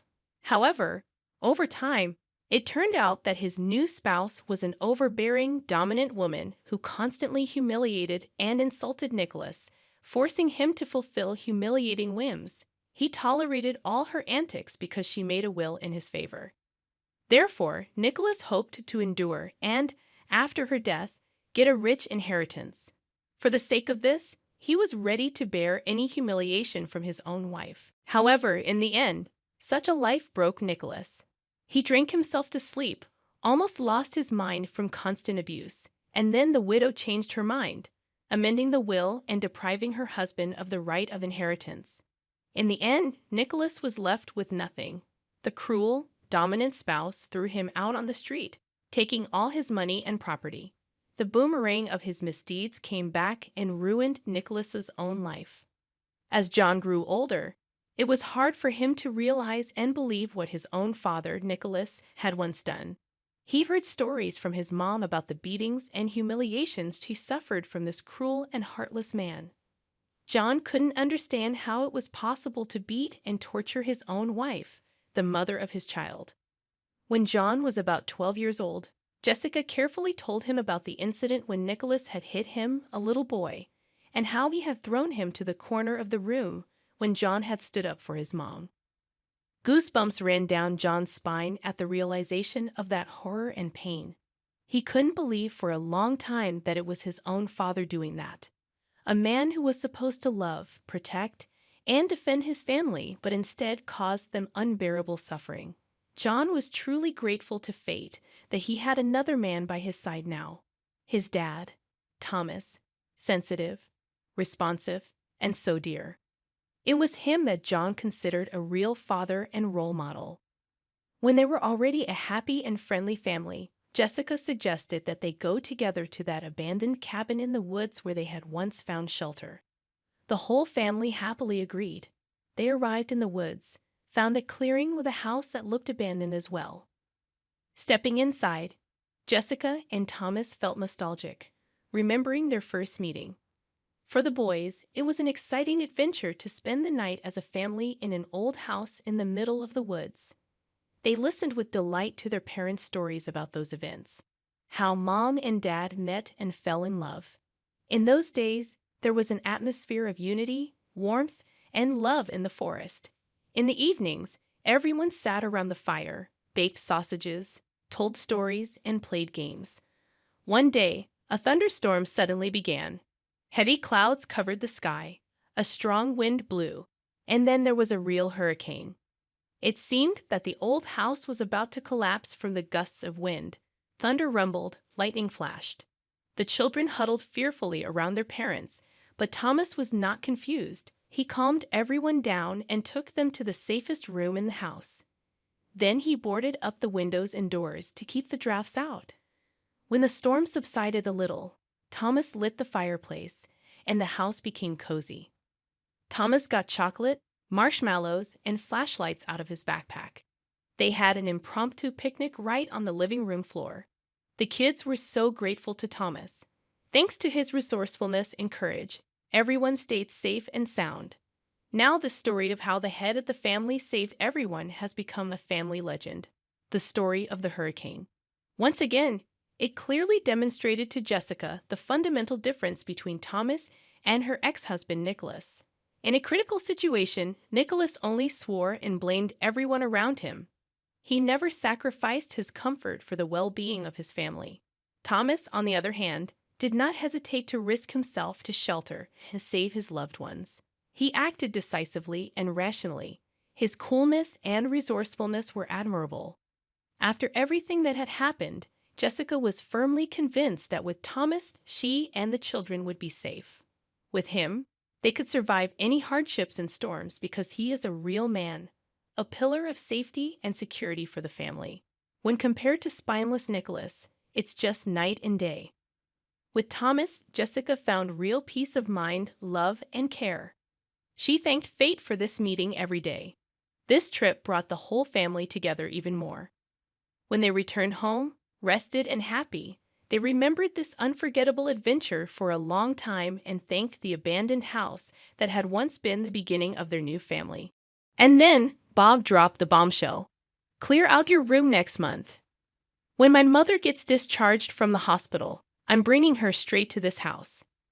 Living together might make household chores easier, but I'll have to face my mother-in-law and endure her snide comments every single day. I was utterly devastated. Understanding that he seemed determined to make this happen with his mother, rather than argue with him, I knew it was better to discreetly take measures. Years of experience had taught me that. Bob left, not suspecting a thing, and seemed quite pleased. Everything's going according to my plan, I thought. It was so simple, it was laughable. A few hours later, after tidying up and taking a break, my phone rang loudly. It was a frantic call from Bob. Hey, what the heck? The house is empty. I am Catherine Rose, a 45-year-old working mother holding a managerial position at a publishing company. I have a husband and 2 kids, a typical American family. When I got married, the idea of balancing work and family was just beginning to gain traction. It was an era when it was common for women to marry and become homemakers. Bob had allowed me to work, and in return, I've given my all to both my job and household chores. After having kids, I've been fully committed to raising them as well. But lately, I've been feeling overwhelmed. My mother-in-law, Mary, who was initially against me working, has started to complain. When are you going to stop this job nonsense? You're such a terrible wife. Back in our day, the job came second. Our main duty was to dedicate ourselves to our homes. I've been working hard in both my career and home, raising the kids and managing household chores. I'd always thought of it as repaying the kindness Bob showed by supporting my career. Perhaps seeing my dedication, both my daughter and son help around the house. My daughter does the laundry and ironing, while my son takes care of the bath and fills the tub every day. When I come home, I just have to prepare the meal and clean up. I'm so grateful to my kids. But even though we're both working, Bob doesn't lift a finger. I've asked him to help out several times, but Bob's answer is always the same. Catherine, I let you keep working, didn't I? You're trying to skip out on your wife duties and make me do the chores because you want to have an easy life. Quit playing the victim. And every time my mother-in-law would tattle on me, and I'd get an earful from her. Bob's the breadwinner of the family, you know, and you're trying to make him do house chores. What are you thinking, Mary? This is why it's never good for a woman to work. Be grateful I even let you work. Understand your place. Lately, perhaps she's bored, but almost every night she calls with these snide remarks. It's become so frequent and unbearable that both my kids and I are fed up. My kids have even started pretending they are needed somewhere else to hang up the phone. Sure, I'd appreciate the opportunity to keep working, but why the constant hostility? I've been the one handling both the household chores and raising the kids. She should understand how challenging it is to juggle both roles. What more does she want from me? Right now, I'm under so much stress, and the only saving grace is that my kids are on my side. The root cause of this situation lies in Bob's salary. Truth be told, Bob's pay isn't that great. It would be considered on the lower end. He had a tough time finding a job and eventually landed one at a small company thanks to a family connection. If he had shown some initiative, I wouldn't have cared about the low salary and would have supported him wholeheartedly. However, Bob got down on himself because of the way he got the job. In the beginning, he used to mutter things about how he should have been working at a bigger, more renowned company. He only ever did the work given to him, never striving for promotions or looking for new job opportunities. Someone truly capable would have studied on the side or honed their skills to find better job opportunities, but Bob didn't. So he only ever got raises based on seniority, and his performance-based bonuses were always the bare minimum. On the other hand, the company I work for is a nationwide corporation with parental leave policies in place early on. While it felt the effects of the economic bubble, it's a reputable company that has managed to avoid major salary cuts. Moreover, I've climbed up to the position of manager, successfully handling a significant number of contracts and projects. Naturally, I've earned considerably more than Bob. I'm even covering our kids' expenses, using my paycheck to set aside money for their college funds. I've taken full advantage of the benefits of working for a large corporation. Looking back, it feels like I was living off my savings when I took parental leave for my 2 children and had no salary. With Bob's salary, there's no way he could cover all the living expenses with 2 kids. I don't recall ever receiving living expenses from Bob, and there's no record of any transfers. Perhaps Bob let me continue working because he thought he could rely on my earnings. Lately, I've been thinking about this a lot, wondering if we've mostly been living on my salary. To confirm this suspicion, I looked at my bank book, and it became evident. The rent, utilities, groceries, and the kids' school fees. I've been paying for all of it. There's not a single penny coming in from Bob's account. I chuckled, feeling utterly drained. Bob's salary is completely spent on his hobbies and providing pocket money to my mother-in-law. I've always believed I owed Bob for allowing me to continue working, which is why I've been putting in so much effort with household chores and childcare. However, the current situation is quite different. I'm covering all the living expenses while Bob freely spends his salary without saving a dime. In terms of supporting our lives, it seems I've become the main breadwinner, while Bob does as he pleases. If I were to leave with the kids, what would happen?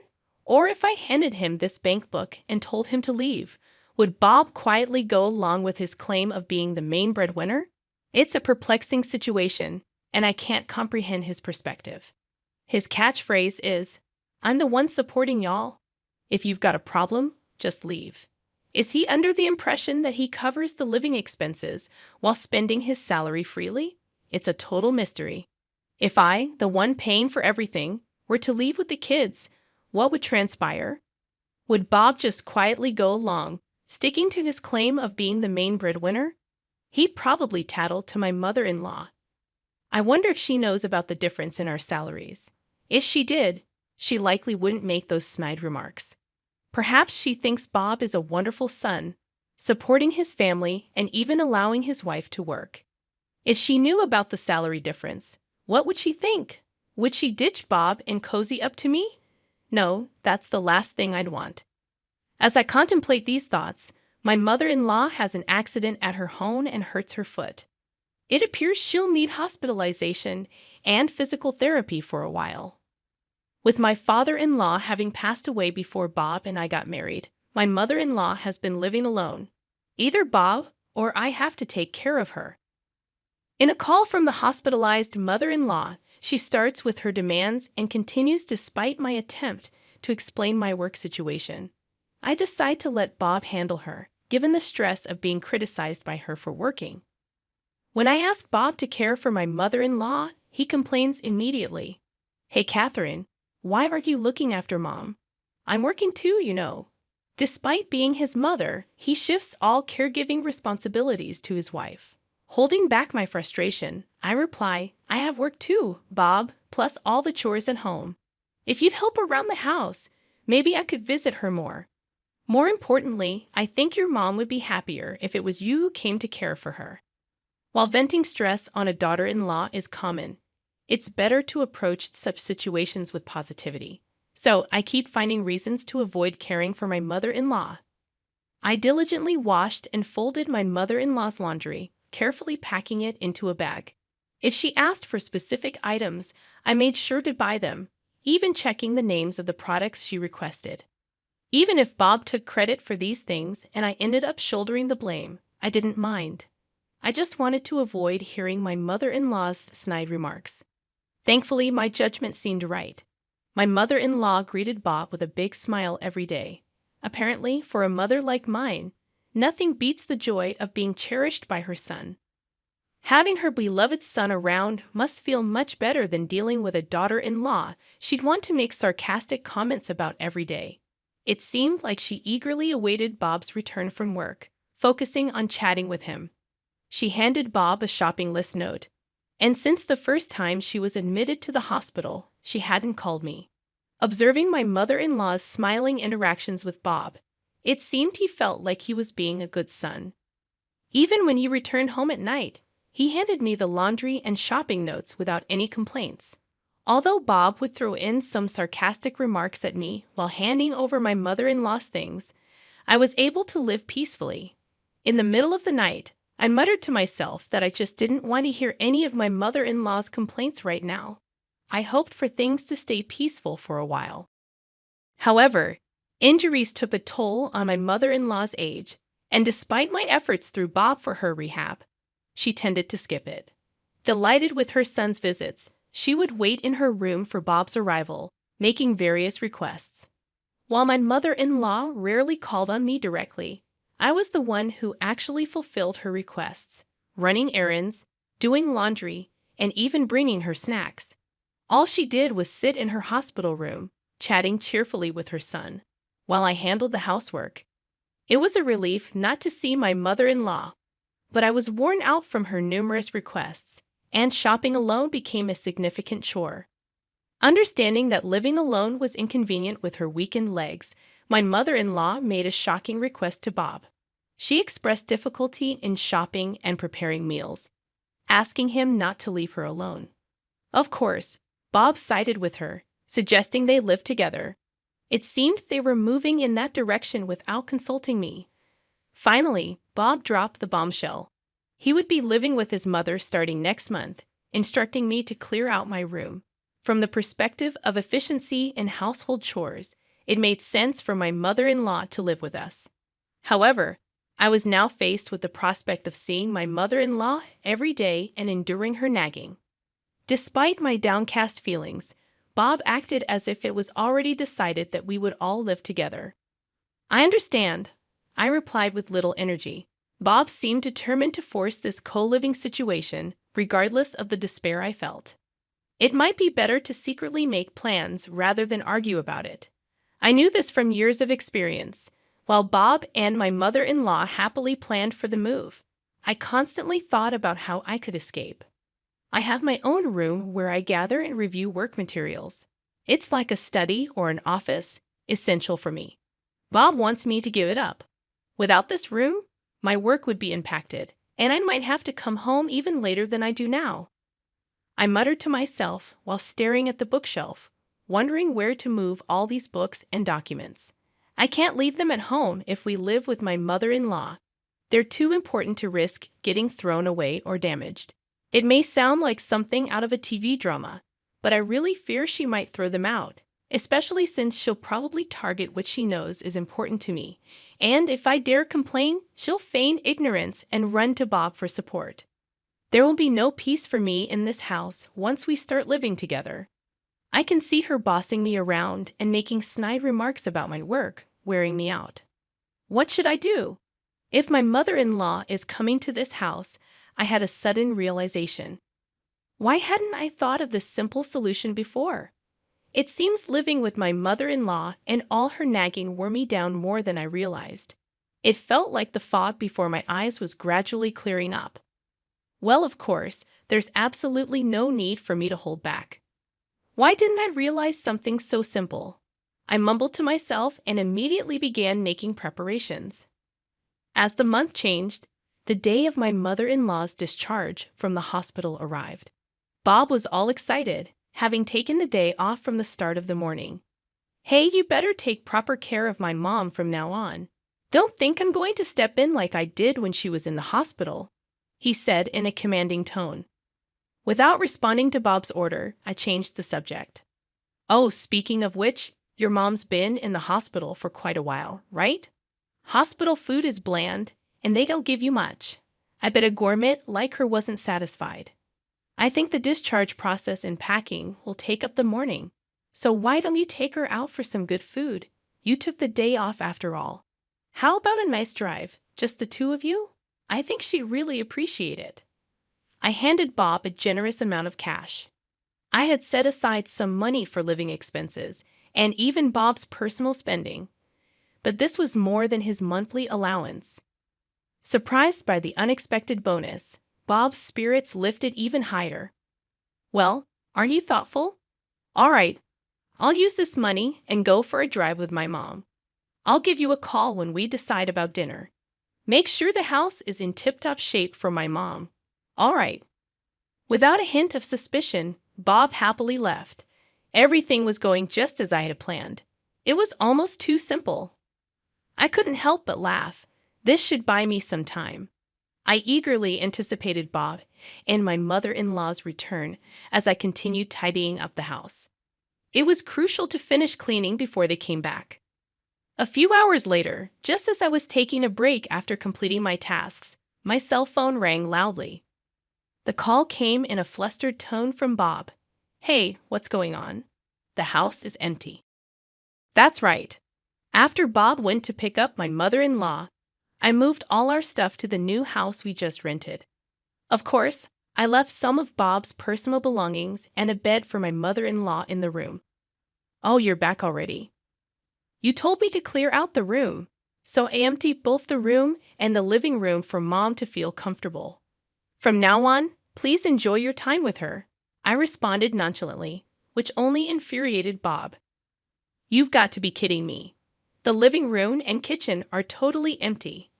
After all I've done to support this family, how could you? There it was, his go-to line. He seemed to believe that saying this put him in a superior position. How naive. No, Bob. I've been the one supporting the family, including you. Weren't you spending your paycheck on pocket money for your mom and your own hobbies, and yet you demand an allowance from the family budget? How does that make you the breadwinner? Bob seemed surprised by my resistance, but he retorted nonetheless. His argument, however, was nonsensical. Shut it.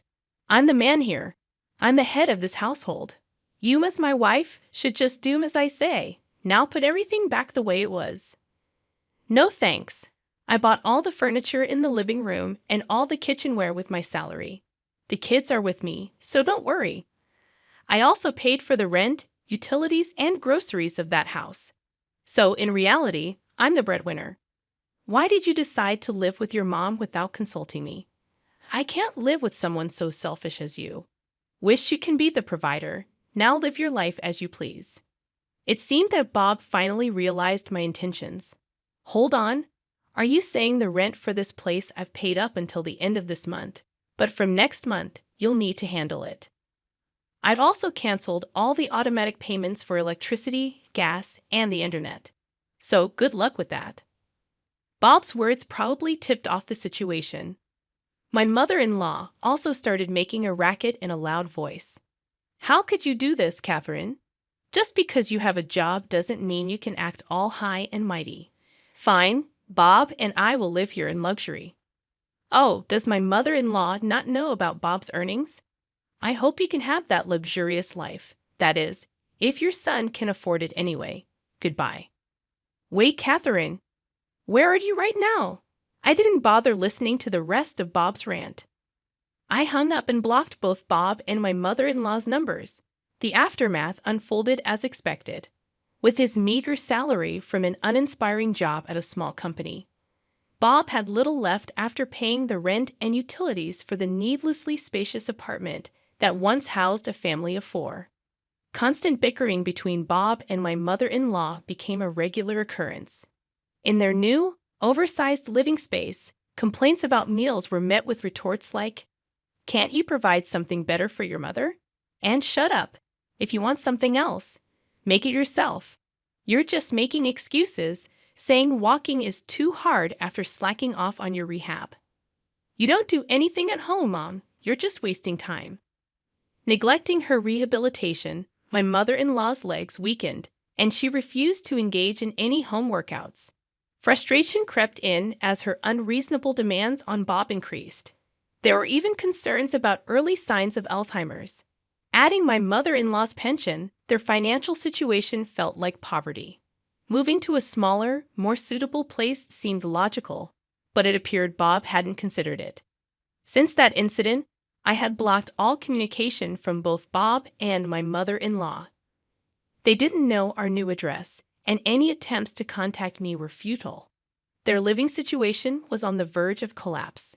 With a decent income, thanks to my children's help, I managed to lease a nice apartment where each of my kids had their own room.